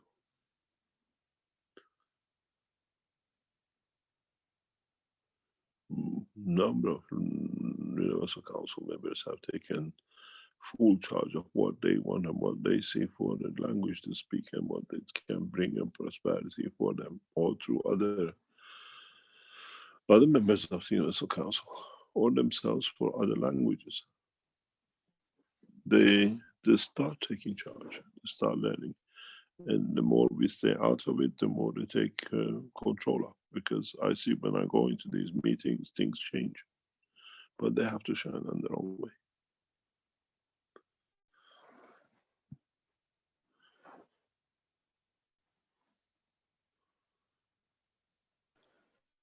So is there anything that we can do to help support them? Talk to them, introduce directions and resources to them. We'll come back to you, or we go to Universal Council first before Thursday meeting. And then, or we announce on Thursday and it goes to Universal Council to start the progress of the transformation of the Keshe Foundation from only Keshe Foundation to international structure. They have to structure it the way we set up the path. Universal Council members create the condition, we set the path, and we have the backing to do, and we have the means to do what their wishes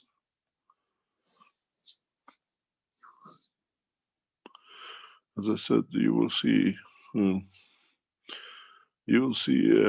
what you call a change of direction, total change of direction from the Keshe Foundation in 2021, and it's already started.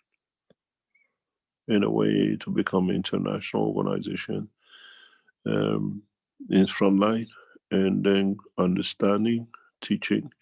And a lot of teachings will come to you, like the teachings on the Canadians side and the Americans. You will understand by next Sunday how the things will come at all of you with all the connections you have, or you can create to bring the new change in. We are moving, and it's part of it.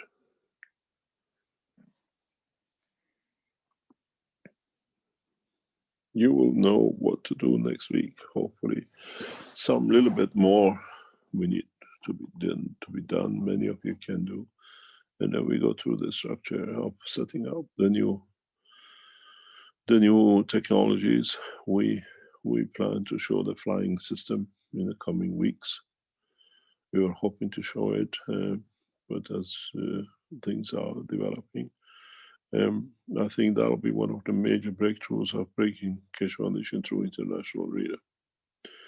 Last time we tried to show what happened to us in Europe, and then when we tried to show the power generator in the United States, what happened. This time we don't announce where and what, but most probably in one of the major cities around the world, you will see a flying machine.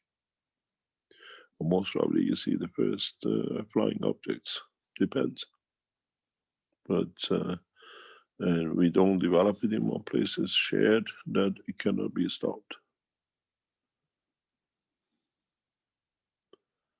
And then this is, as I told to the number of Keshe Foundation organizations around the world, I'm not interested in farming or corona or agriculture or health or energy. Our target is only a space. We are a space organization, and now we show the space innovation of the what we call systems, and through it, then the farming and the rest will come. But at the same time, we have protected the Keshe Foundation in many, many ways. You will understand very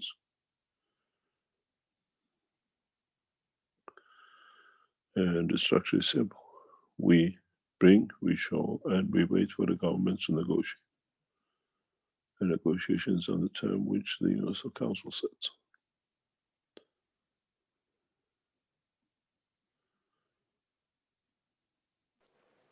Because I think it was last week or 2 weeks ago, because I asked you about there was a possibility of using the alien or the universal community as a scare tactic.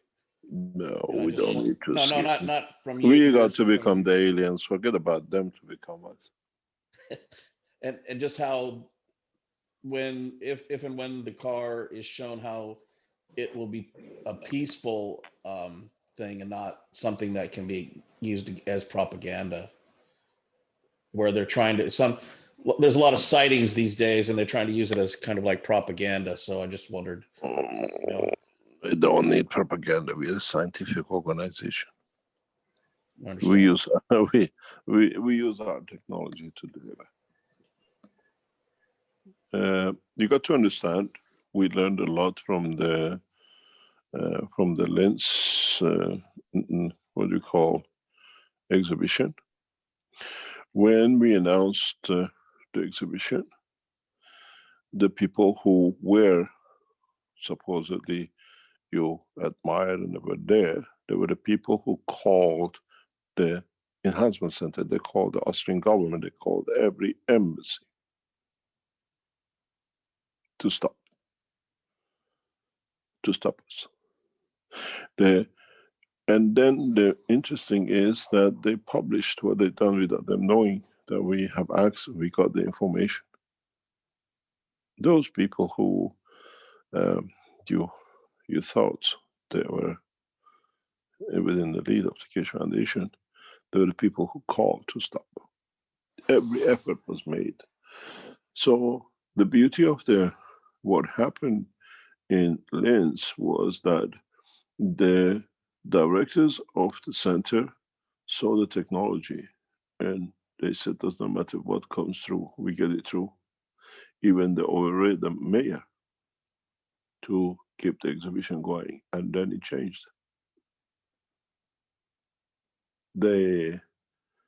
Those who you think or you thought were sitting next to us, those are the people who went totally every possible way to stop the Keshe Foundation. And at the beginning they were listened to, and then they realized there's nothing but what it's been. And the strangest thing is, for this reason, we don't announce anymore where and how and the way we show things. And we are setting in a way to do this. We don't need any more public presentation. The foundation, you'll understand from Friday that how it's changed. And we have our own platform from now on. Friday or Thursday? On Thursday teaching. Exactly. Yeah. By next Friday, you will understand. Keshe Foundation has moved in different direction that no government, more or less, hopefully can touch us in that way, but we can share the knowledge and accessible by anyone around the world.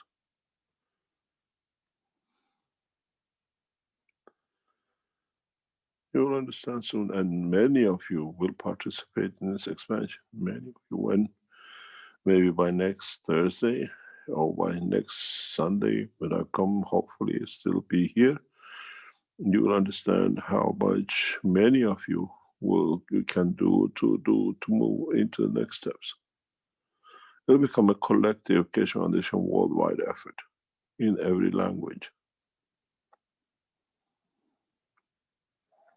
In every language teaching, every language to be reached and to be heard, be listened by anyone in the world. There's a slight point of what you call fine-tuning left, and then you will see. We give you directions that you can directly understand what is going on. We don't need to have an exhibition center to show. We don't need the government to show. The Keshe Foundation has reached the point that we show what we want, where we want, the way we want, and it'll be watched by people around the world.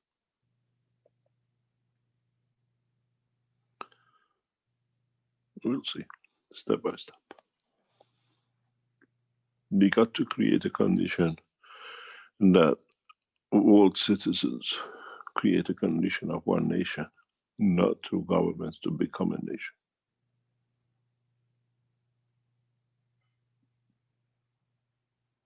In the next few months, we start issuing the first world, one nation, what we call passports. which we promised some years ago. Now we reach, anybody can apply to carry one nation passport, and then we enforce this passport. Whoever carries this passport has a validity to travel anywhere in the world. Slowly. The only thing is I have a lot of patience. And I always deliver what we promised. But it takes time.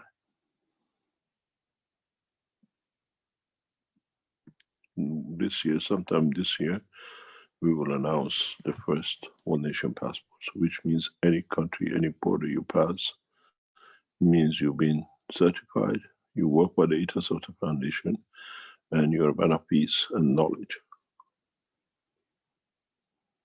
The way you carry American passport or Swiss passport, you carry the KF passport, which makes us part of one nation. But to get it accepted, but we know the way to get it.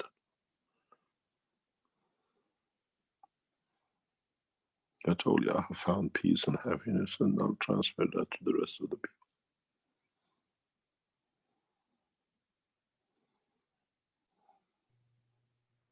Mr. Keshe, this is in the United States.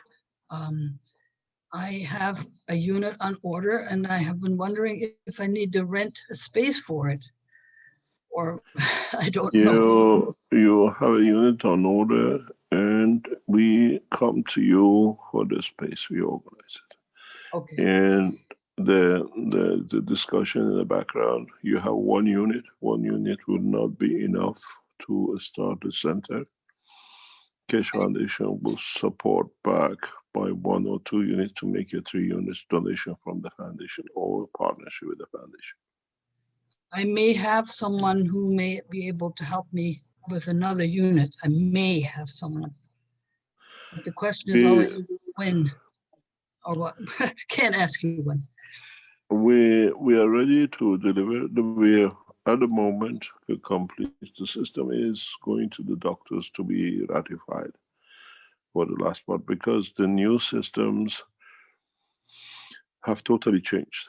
In a way, they used to have motors, and a lot of things all have gone. You should be able to walk into the system without seeing anything, as we explained. This took more or less 4 months of me being in the lab and developing this. And the body is not a problem. We can deliver the bodies. It's just by changing the systems, we ordered hundreds of thousands of material, dollars or euros, whether we look at it, and we had to throw them in the bin because they don't work.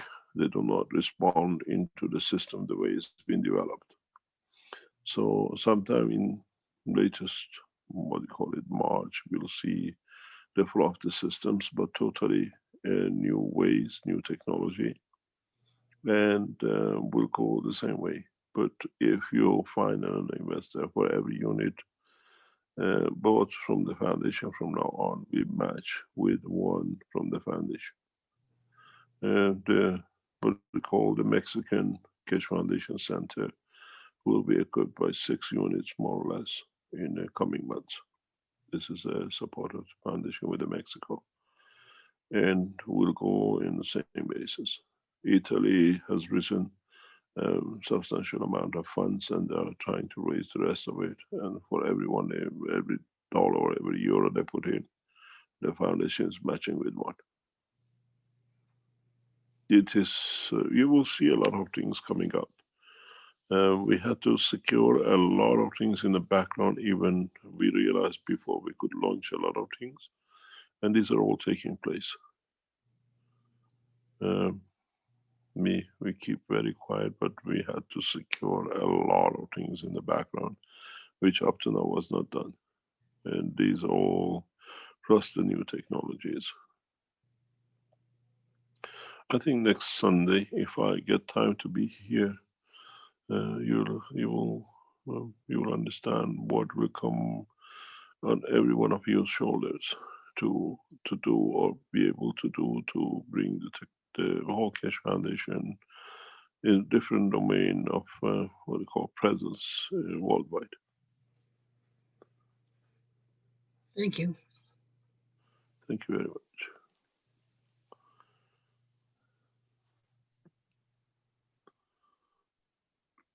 Mr. Keshe, sorry. Hi, Cobus. I know your voice. God bless you. Sorry, I'm disturbing you. I know you've been on for a long time. As always, you're preoccupied with all sorts of things. I don't know where your energy comes from, but God bless you.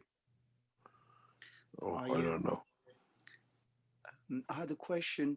It's a little bit out of what we've been talking about, but in your vision, when you were asked, you gave an answer. Like one of your vision was within the next 3 to 5 years, humanity would not need to eat because of the systems you're going to be deploying around the planet Earth, so that we get feeding from the universal energy.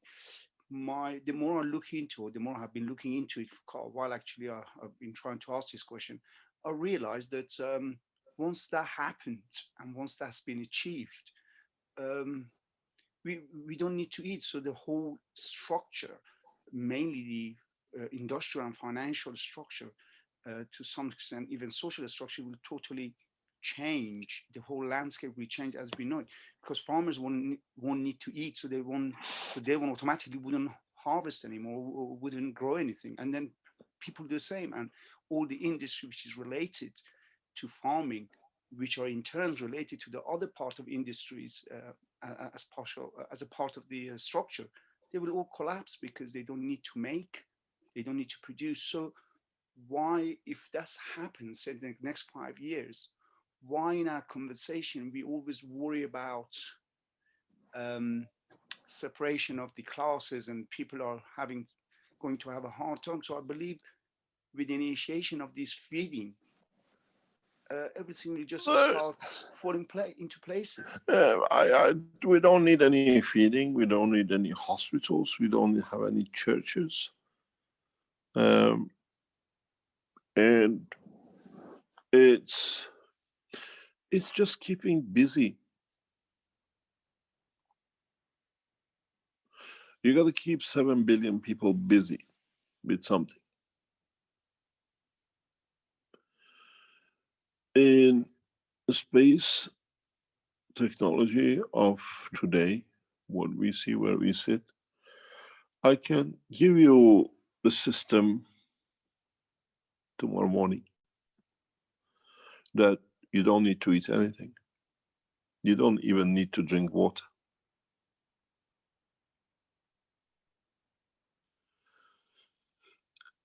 It's not that we're going to achieve, we have the knowledge, but the society is not ready for it.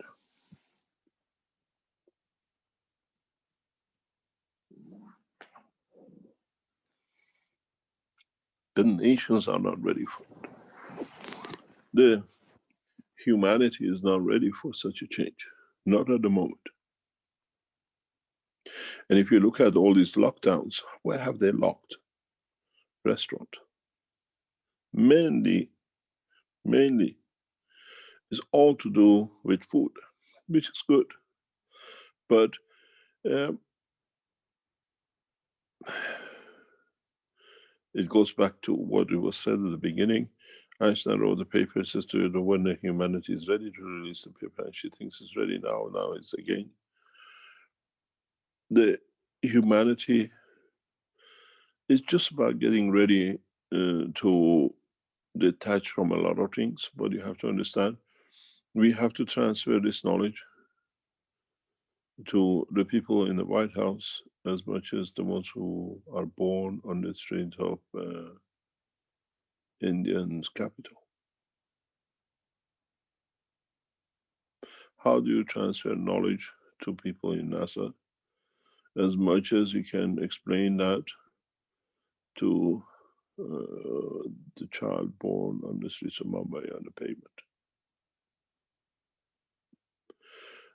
The problem is the diversity, that how, and at the same time, mankind comes to accept that. And how do we feed?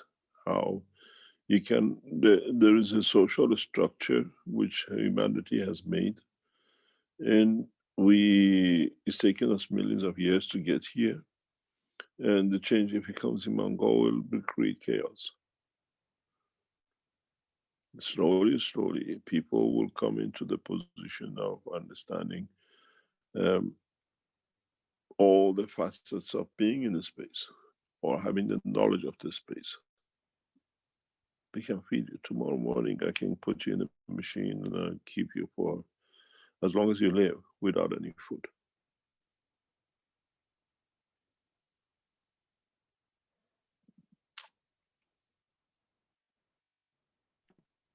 We have to change everything together, otherwise we'll go back to whatever the Chinese knowledge seekers who came to Ghana as a translator, and he nibbled at the food, and I knew his position. He said, I only put some food in my mouth, some fruit, because I'm with you. Otherwise, I haven't eaten anything for 7 months. I don't need to eat. And many people in China have done this. In the West, there's a temptation. We see things we want to take, we eat. And the number of knowledge seekers, large number of knowledge seekers in China some years ago decided to go that way. And some of them are still carrying on.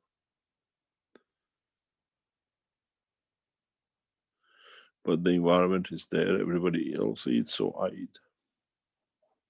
It's like, when we fast the chilakawa, the smell of chilakawa just drags us in. We are not hungry, but we go in. Yeah. And this is what it is, changing a culture of the soul of the man.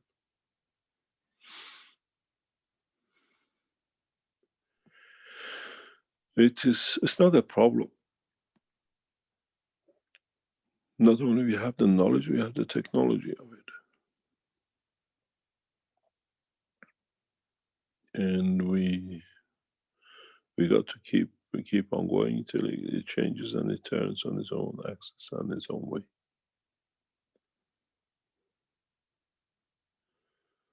And if you want to go to space, we're taking off food. You'll be contractually said you'll not be fed.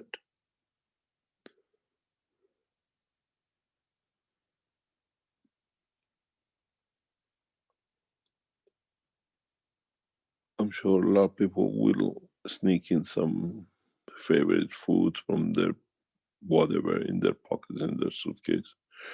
But soon they will realize they just become another piece on the mantelpiece and in the wardrobes and in whatever, because they will not have the appetite to eat because they receive everything. It'll be a good memory from Earth. Maybe a Mars bar or maybe whatever that you remember we used to have, we used to eat.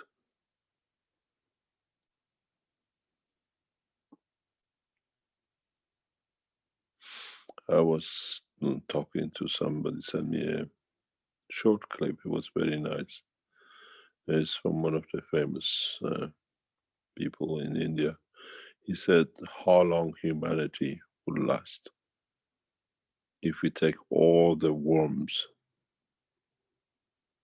out of this planet. It's about 2 to 3 months. Humanity will collapse. And then they calculated how long would it take if you take all the insects out, bees and the rest. They think between 2 to 4 years, the Earth will collapse and humanity with it, like the worms. And they said, how long would it take if we take the humanity out of the equation on Earth? And it says everything will flourish. We are the only creatures which are destroying this planet. There is something very important, extremely interesting, and in the coming weeks, I've asked the head of the Keshe Foundations to come up with a new logo, new what we call phrase for the Keshe Foundation. The biggest problem today, globally, is a global warming. In fact, using the gas plasma technology is eradicating all the global warming in one go. We don't need to stop using fuel or whatever. We use the gas plasma technology to clean up and to not to produce anymore. And this is one of the things as One Nation, One Planet will bring out. And as we say, peace. And what we say, technology in exchange for peace. And we have to look, we have, and in the coming time will be one of the parts of the Keshe Foundation work will be that we don't need to fight global warming. We just switch to a new way of warming, to a new science that itself does not use any. And this is part of what you will hear and you will see in the coming time that will be promoted by the Keshe Foundation. Paris conference documents worth nothing because they have to make a lot of effort. Transferring into the gas plasma technology will solve all the global warming in a stroke of a pen if and when nations start using it. And we show the way. And the new structure of the Keshe Foundation will be tackling global warming through the new technology, and we show it.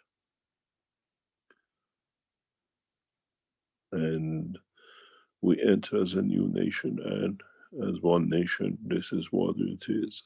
But we have to show the ways, not talk. And we have the technology to do it, to show it. That'll make us the new carbon nation.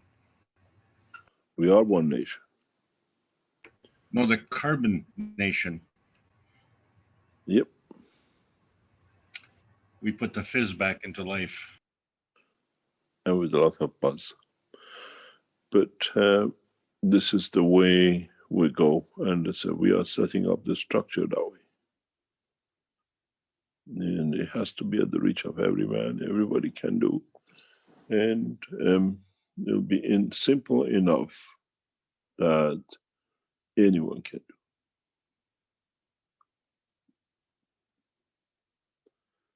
We don't clean up, we just deliver a new alternative ways, but through our own platform.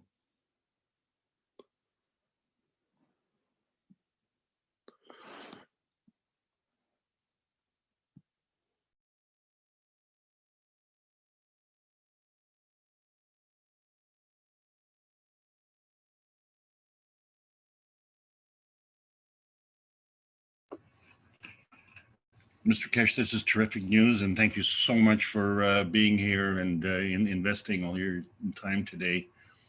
And I also want to thank all the knowledge seekers on this platform for likewise participating and allowing me to make a presentation again today. It's a great honor to do so. And Mark, it's a great honor to work with you. I'm going to sign off. Thank everybody, and look forward to next week's exciting episode. Over to you. I think it'll be very exciting for you, Alex, next episode. More exciting than you think, I think. Well, we have, we're not the same as we were last week. So that's all I'm going to say right now. What do you read? We signed the papers Friday. I understand. You informed me. But it's a different direction and dimension and totally new direction. And we'll talk about it when we bring it out in the Thursday teaching. I'm okay. Thank you very much. Tuesday is my birthday, so you're actually giving me a nice birthday present. I appreciate that. It's only been 7 decades. Alex. Yes. Do you think you are working with Mr. Keshe? He will let you in your comfort zone? No way.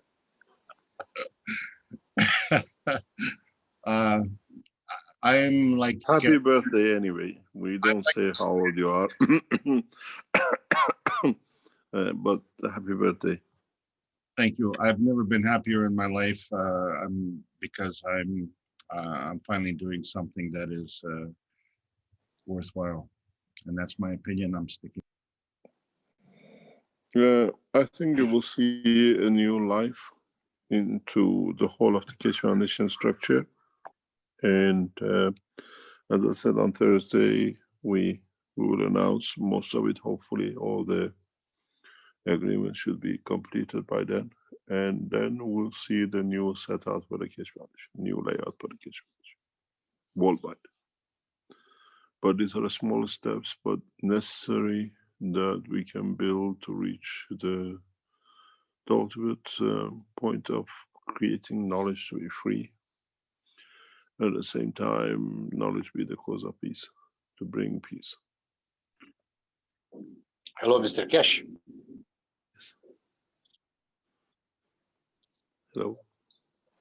Hello. Good afternoon.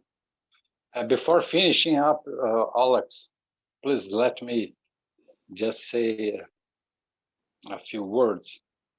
As this is Jefferson Rodriguez from Brazil. Thank you for the opportunity. What a wonderful meeting that we've had this evening. And Mark and Alex, you know how much I feel wonderful with this structure here that we can join the whole world, knowledge seekers, as a family. Mr. Keshe, Salom, with all my respect that I have for you, it's so good. You cannot imagine that we can feel throughout your emotion plasmatic fields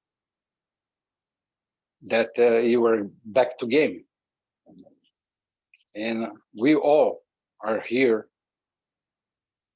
I believe, or I feel so, in the strength of the emotion that we were talking about, that we'll talk with the soul. And I believe we will understand. I understand humbly now. You know, this meeting is with the friends. And we feel you. Keshe, humbly. We feel that we are with us in the easy way. You are saying not your plans, but what it's all about. You know, throughout the Keshe Foundation and the Universal Council, and the problem with the Earth Council and the Universal Council, we are in the same ZX as Mr. Alex taught of us, because when he said about the matter with the small m, bringing the ray to whatever, that's the basic, not advanced teaching, that's the basic. But he brought us this basic. From the basic, you can make some structures to reach the higher level of this wonderful technology that they brought for us.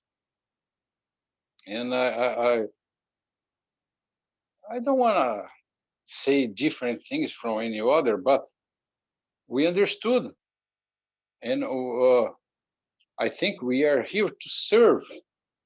We are here to serve you, your ideas, and give you freely from our souls. Take what you need. We are one. No, I've been thinking about why, after saying those words, you should say present. I don't know. I was just wondering, because we are present to a wish of someone else. Present in what? I didn't understand so far, because sometimes this word comes around and we think, well, where are you present of? The No. word of the present, sorry, Mr. Jefferson, let me explain to you. Okay. The word of presence came in a way of respectfulness of saying, I agree and I support. This terminology came out of the, what do you call, beginning of the Universal Council meetings, where instead of you saying, I agree and I support, it says, because they cannot do anything except through the soul, says, my soul is present to serve, to agree with what you said, and how you can use my soul to reach your, what you want to do. It is not for outside, and it's something traditional with the Universal Council. This is the way they show the agreements. When you go to a parliament, they take a vote. And then they say yes, so many yeses and so many no's, or who objects. In the Universal Council, they don't have any voting right to say yes or no. They can give from their soul and support what they call the motion or the thoughts. And in a way, it means you can take from my soul the support, what you need. And they have found a lot of ways to do this. And it's like you're going, when you see the British Parliament, the one says, the ones on the left say yes, and they all go yeah, and the other one goes no. How many no's? They count no's. The Universal Council doesn't have that power for members to outvote each other or whatever. But if you feel you support the idea or whatever of a member, you can say I'm present, which means I don't need to agree with it or disagree with it. My soul is there if you need anything to help to find a path to do it. Which means all the ones who speak the language of my mother language I'm the member of are there, all those souls to support you. The Universal Council power will become very present. And that's why they say I'm present. It means not only I agree, but I support you. Not only my soul, but the soul of the language and all those citizens of the planet Earth who speak my language. There's a lot of power behind it. That's what it means. Oh, well, thank you very much, Mr. Keshe. And now I understood. I thought that it was something coming from the matter and not from the creator.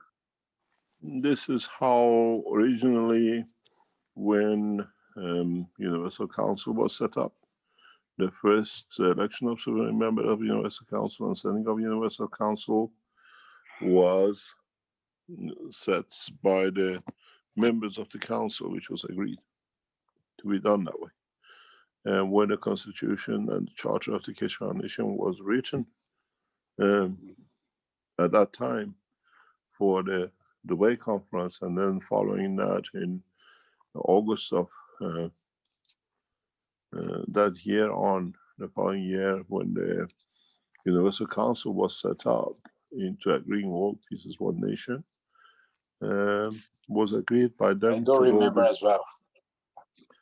Yeah, and this is how it was set up, and this is how this is set up. No, understood, Mr. Keshe. Thank you. No. Thank you very much. Thank you very much. Thank you very much. I understood what you said, and I have a question. If you have time to do this, but when you say, I was reading one of your books. I don't remember. It was the book number 1 or 2 or 3, because I read them in different time frames. To get some clues and the path of the way. It's very interesting. It's And when you said that our planet is got some gas that's trapped on our planet inner core, if these gases, they have souls, but they have a task to keep turning our planet in a spinning speed of 1,606 kilometers per hour, or maybe 1,000 miles per hour in its axis.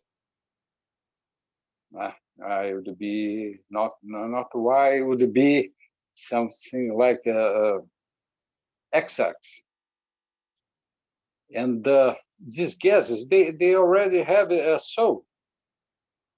They already have a task to do. They are they different from the souls from the universe, or they are part of it because we can interact with them with us really wonderful souls. If If I make myself clear, thank you. Yeah, if you read the pattern on the book, we always said the center of the planet is made of composition of gases, nanomaterial, and it stays in that condition because it's entrapped with the magnetic fields like a body of the man. And so in a way, collectively, as an egg and a sperm come together, and collectively, after collecting all the fields of it that lead to the creation of the soul, the planet is the same, but the soul of it is in the center of it. So it's not just a gas, it's a collective structure of the planet has a soul. Yes, it has. And it works in conjunction with the other souls of the solar system and the creatures which support.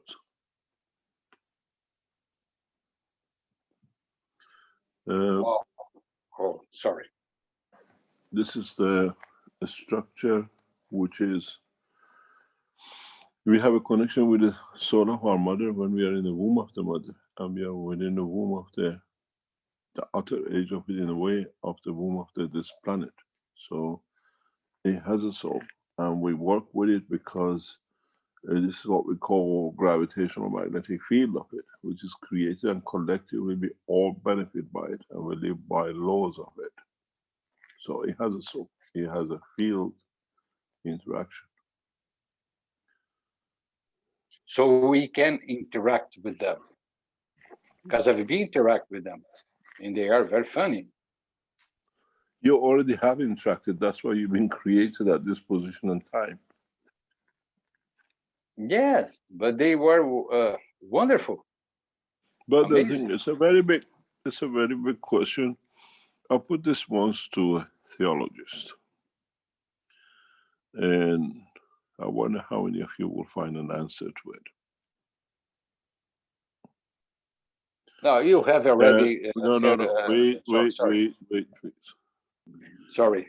I go back into the teaching, especially, for example, last Thursday, and the intro which we play, which it says, your soul, what kind of children you think your soul will create. And we always say that the soul of the man, when it leaves the physicality of the man, it takes its position somewhere in the universe to create a new life. But one question to ask all of you, I don't know if you ever thought of it or not. Whose soul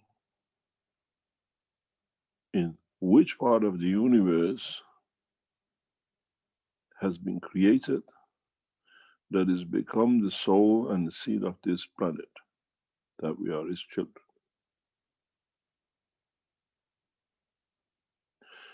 Do you want your soul to create children of a misconduct that leads to the creation of the planet or a structure like Earth, that entities kill each other and destroy each other. And I explained to the person in a very simple way,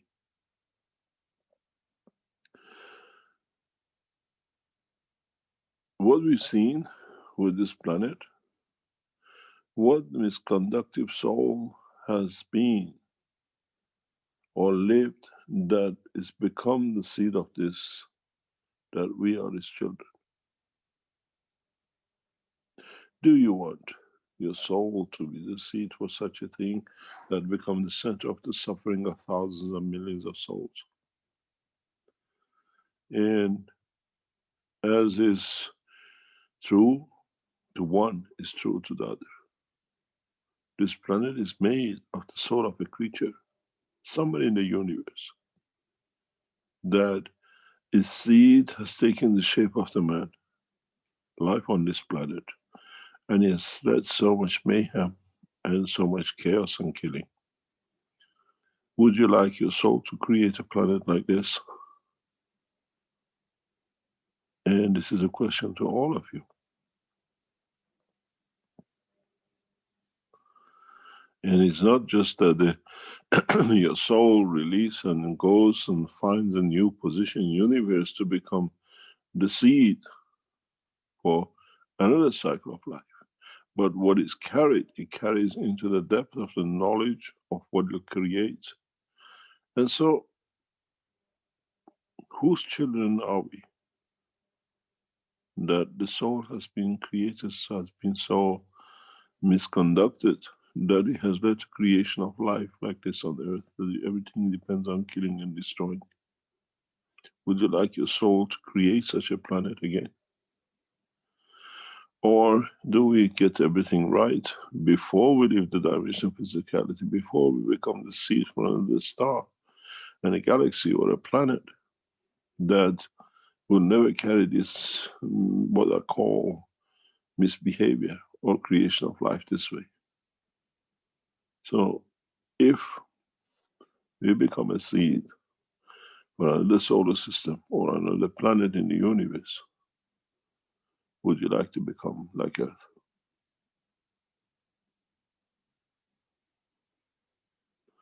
Then you have to think how you judge your work. And this is what I said in the teaching of the Thursday. This is Judgment Day.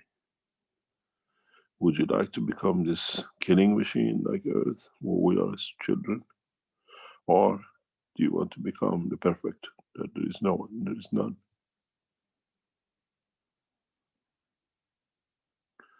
And this is a big dilemma for many of you. As I said to a friend once,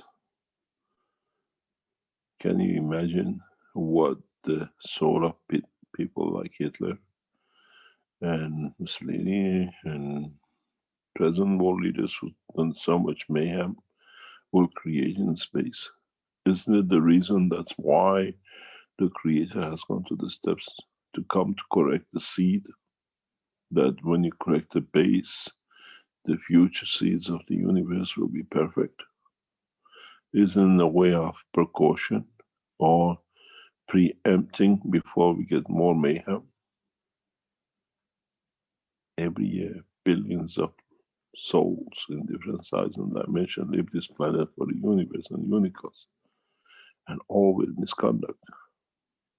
That's why Earth is coming to be corrected, to end with this. And now imagine, do you want your soul to be a seed for such a thing as Earth with so much misery? That should have brought a lot of thinking to a lot of you if you understand the essence of the question.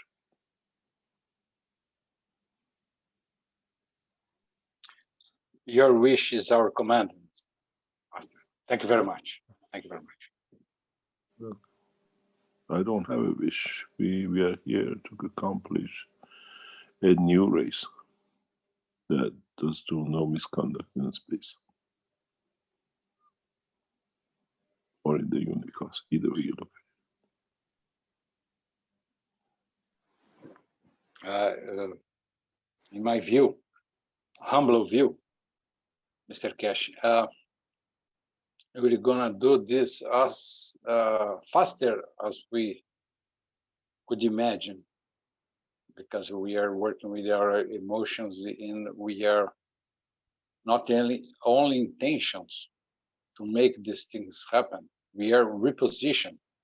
There are thousands and thousands of plasmatic fields from knowledge seekers all around the universe and inside our Earth. And thank you very much, Mr. Keshe. How can I say that a genius?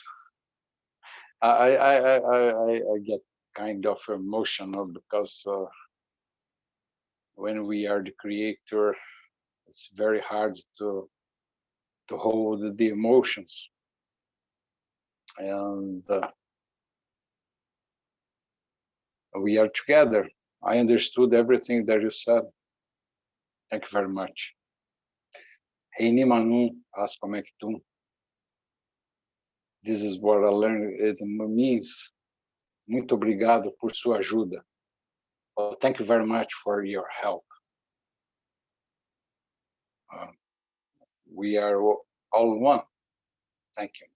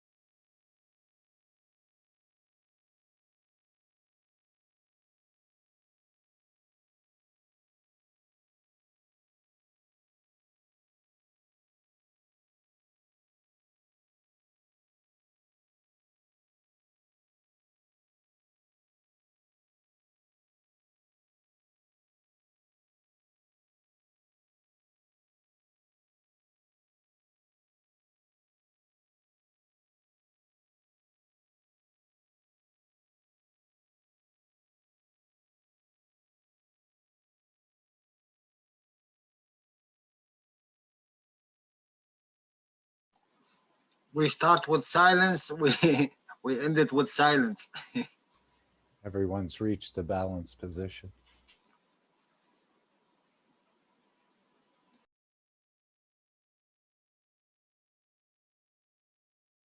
Jalal, would you like to tell us what your day will involve tomorrow? And thank you, Mr. Keshe, as always. Don't remind me. That's why I said a lot of work. Maybe from 9 to 12 night. Well, at 9 a.m. CET tomorrow, Jalal will be conducting a class for private students. And please, I encourage all of you to fill out the application and apply to become a private student. At 7 p.m. CET, Jalal will be being interviewed on a certain radio, or is it a web platform, which will be a continuation of his previous interview. I will put it here in the chat. And then in the evening, there'll be a public teaching by Alex. Thank you so much, Alex, for giving so much of your knowledge and time to all of us. In the Portuguese language community, that is still on for tomorrow, correct, Alex? If you can hear me. Yes, it is. Thanks very much, Mark. Okay, and Tuesday, another public platform with One Planet, One Nation, One Race for World Peace, which all of you can attend. Wednesday morning at 7 a.m. CET, the Keshe Plasma Reactor Group will be commencing activities, and that is also a public forum. On Thursdays, Mr. Keshe will deliver the 366 Knowledge Seekers Workshop, which again, a public platform. So you have many opportunities to interact with the foundation and to absorb knowledge and so on and so forth. Mark, if I may. Go please, Alex. Yes, we also have an Italian public teaching class Monday afternoon. And Stefania, and I know that you're here, and I need to issue an apology to the Italian community. I signed off with Forza Italia, which was referencing, because I have a soccer background, it was referencing the Azzurri. And I didn't understand that there was a political party in Italy with that name. So I am not a politician. And so that was not the reference to that. Please let your team know that I was wishing the good intentions of the Italian indomitable spirit of the Azzurri. Thank you so much. Yeah, no problem. I will do that. But it's the other way around. Is the politician that took that word Forza Italia is a good word. It's been taken. It's been taken. But I will let know. I was not aware of it. Well, I wasn't either, and I only found I said that. Then I seen when with the collapse of the government. Oh my God! I said I must have insulted some Italian people. So that was not the intention. But thank you so much. You're welcome.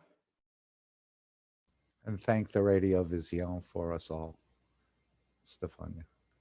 Sorry? Thank the Radio Vision for us. Did you like it? Beautiful. Did you enjoy? Yes. Thanks, Mr. Cash. Yes. Yeah, it's really good. Thank you. Hello, this is Marie. Tuesday at 11 p.m. And then it's TV Galactica with Rafael and Rosanna and myself. Thank you for Universe. reminding us.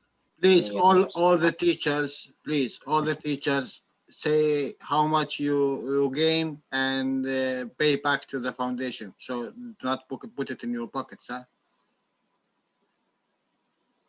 I didn't understand anything you said, but it's okay. This is for Alex and Marie. I didn't understand it. Me He either. was trying to implement that you're getting paid for this presentation. Don't forget to pay something to the foundation. Am I correct, Jala? Yes, Mr. Cash. Yeah, but they're getting paid only with love and care. So we'll give it back with love and care, always. Thank you very much. Thank you very much for all your support. Please, if you are you're doing any television presentation or anything in that kind of way, get the right that you have the right to give this to the foundation to show. If you do a television presentation live or a voice presentation interview, but you're teaching, we are not so much interested in interviews, more presentation of teaching. The foundation will be interested to those. Get a copyright or get a right that you can share, and it's not only exclusive to you, but that can be used by the foundation. This is important. I didn't understand.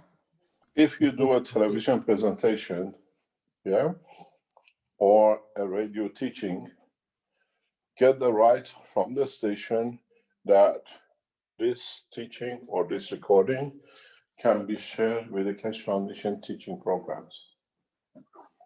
That is not exclusivity to the television station, that you can get a copy and it can be shown on Keshe Foundation channels.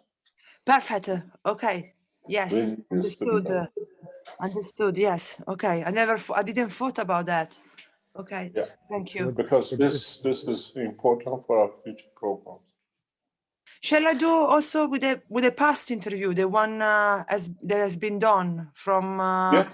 Perfect. Any interviews, even like Rafael has done with the Brazilian television, or you do interviews, these interviews in your own local language, even in Italian, we would like to start to be sent to the foundation.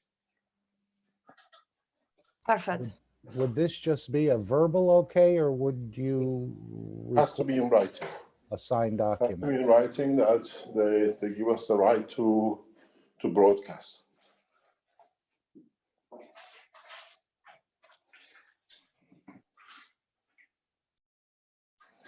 Only on the Keshe Foundation channels, not outside or to be given to other television channels or whatever.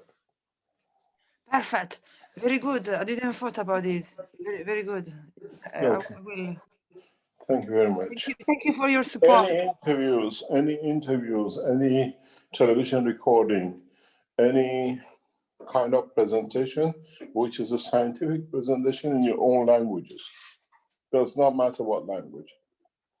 If you can go back and ask for it to be given the right that it can be, what do you call it, can be used on the Keshe Foundation channels, this will help us a lot. Okay. Hello, Mr. Keshe. Yes. This is Jefferson Brazil again, Rodriguez.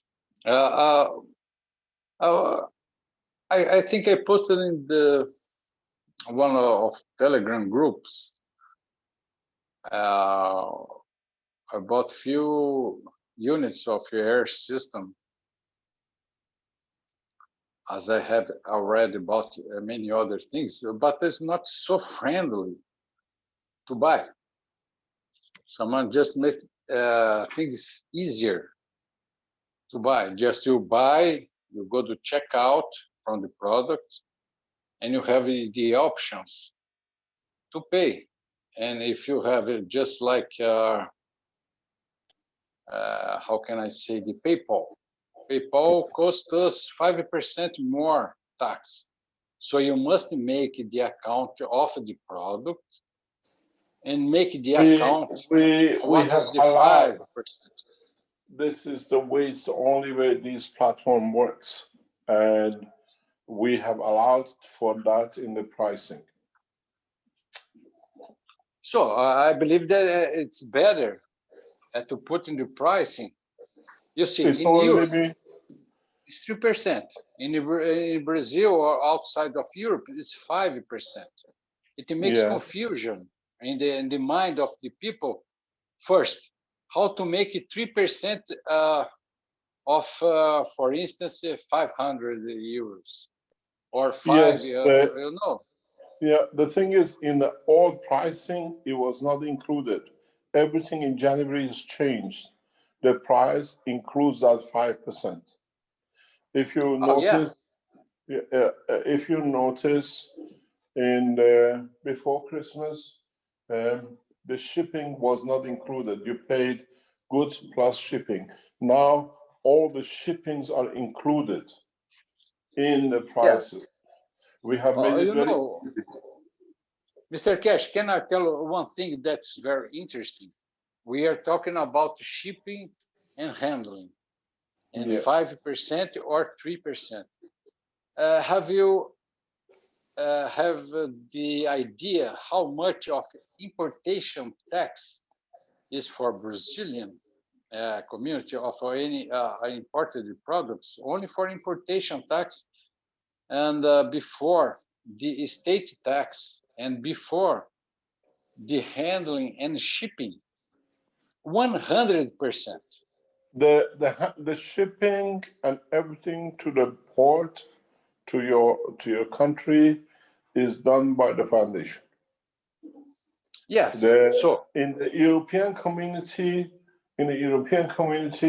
we handle that because it's part of the structure as we are a European company. In like in Brazil, the goods on arrival becomes taxable by you, depends how your government allows and what taxation bracket do. But we choose a product code which links to the product is bought, and nobody can do anything about these things. We send goods to more or less most of the nations around the world, and this is something which we cannot control. Each country has got its own rules and regulation. And I know, Mr. Keshe, you know, in Brazil, we have 60% of importation tax for every product that is bought from abroad. So we have a protection here in Brazil, according to the government. So over that, you must pay 18% of state tax just for circulation of this merchandise in the Brazil. I'm saying this because Brazil probably is the most protected industry, wrongly, in my vision, in the We world. can't say anything because it applies to everyone in the world. People pay their taxes for systems at the port of import. And some countries have 5%, some countries are 3%. And we cannot produce goods in Brazil at the moment. So it sets with the laws of the government.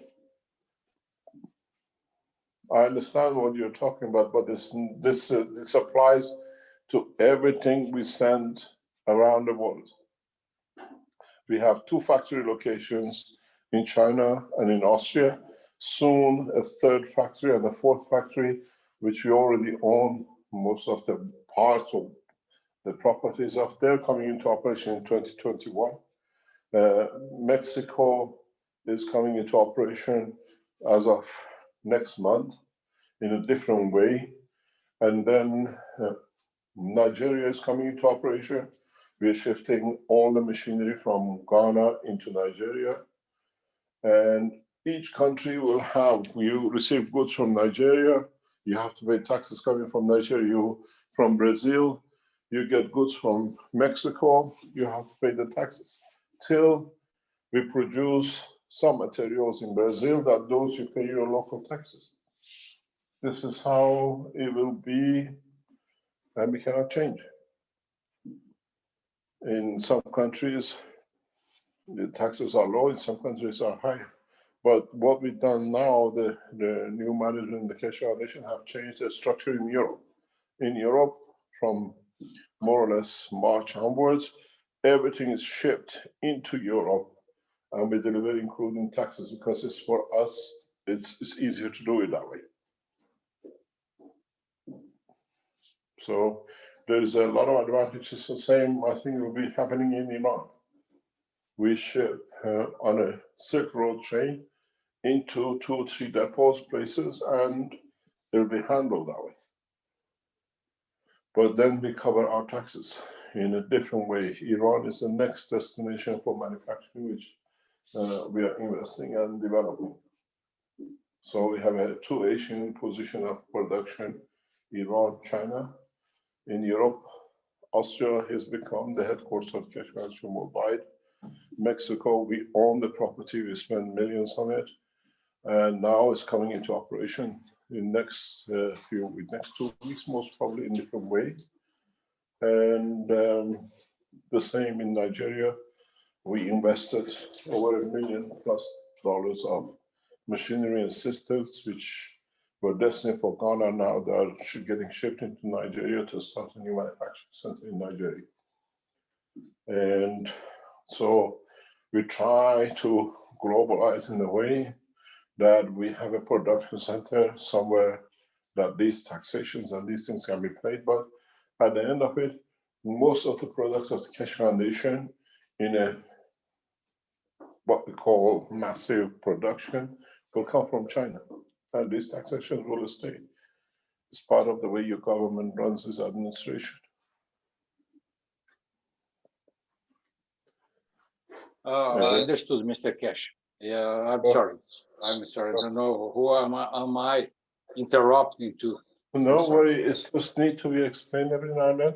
And secondly, in the next, as I said, by Thursday, a number of announcements will be made by the Keshe Foundation in how new Keshe Foundation has taken a new shape and dimension in 3 or 4 different directions. But they'll carry on into extending to further developments of bringing and globalizing the Keshe Foundation in 2021. You know, Mr. Keshe, I believe that the production in Brazil should be made in Brazil because the cost. We can't produce everything in every country. It's impossibility. Because you got to understand, everything we produce in each country has, if we produce for the mask we produce in China, we produce in Brazil, we have to go through all the certification process of manufacturing in Brazil. You understand? Understood. Understood. Understood. Of course. When you look at the masks or the gases you receive, it's taken us over 6 months, a year to get all the certification, all the testing done, all the laboratory tests, all the skin tests, all the animal tests. Everything we do out of China is all certified, test done, that is all perfect done. It's the same in Austria. When we produce something, every precaution is taken about the certification, every registration, everything else. And now we have to teach to people in Mexico, because Mexico now is heading for production. We bought the property nearly 3 years ago. It's part of the Keshe Foundation global operation, but still under the protection of the Keshe Foundation, what we call Holland. And these things takes time. It takes a lot of time to get legislation and a lot of things to be done. We can't produce everything in every nation, impossibilities. But at the same time, each nation production is available to the others to buy from. This will be very clear in the coming months. Thank you very much, Mr. Keshe. Always. Thank you very much. Okay. Thank you very much. Mr. Keshe, Yvonne, I have one question. When you turned on the enhancement unit last week, were there any noticeable effects in the environment around Linz? We are testing in different ways and we don't announce. We know the enhancement units create environmental changes. We know this from Chinese tests. I was wondering about light or... We don't disclose. All right, well, if you don't want to say anything now. Let me tell you why. You have to understand the reason why we don't announce things anymore. If you remember, when we tested in Linz the first time, and we announced that we have seen some effects and what we saw, immediately those who left the Keshe Foundation in the past 6 months made calls to the authorities, made calls to the police, made calls to everybody else, to cause the maximum problem for the foundation. Those who thought they were angels. You understand? I understand. I'm sorry. I shouldn't have asked. No, knowledge seekers have to understand what we are battling with. They called and we received everything. And the authorities, they called everybody. Everybody they could. So now we don't need to. We make announcements after the thing is done. The same as I said, when we opened the Linz, opening of the Linz, what we call exhibition, was one of the biggest lessons we learned, that how these people work. Because in the writings on the internet, they mention who they've spoken to. And we had to go and just speak to the person. And they said, yes, we received, and these are the things they've told us. These are the people who were teaching you last year and the year before. And sadly. Yes. And these are the people who work. We have enemies within. So we set a structure that the work of our enemies becomes benefit to us. And many of you, I'm sure you have seen messages in past 2, 3, 4 days that is embarrassment and full of lies. But these are the people, the way they've done. For years, we were trying to find the source of our problem. Now we see where it was. Where every time we were progressing, we hit the problem. Now we don't hit the problem. Well, that's good. We can go ahead.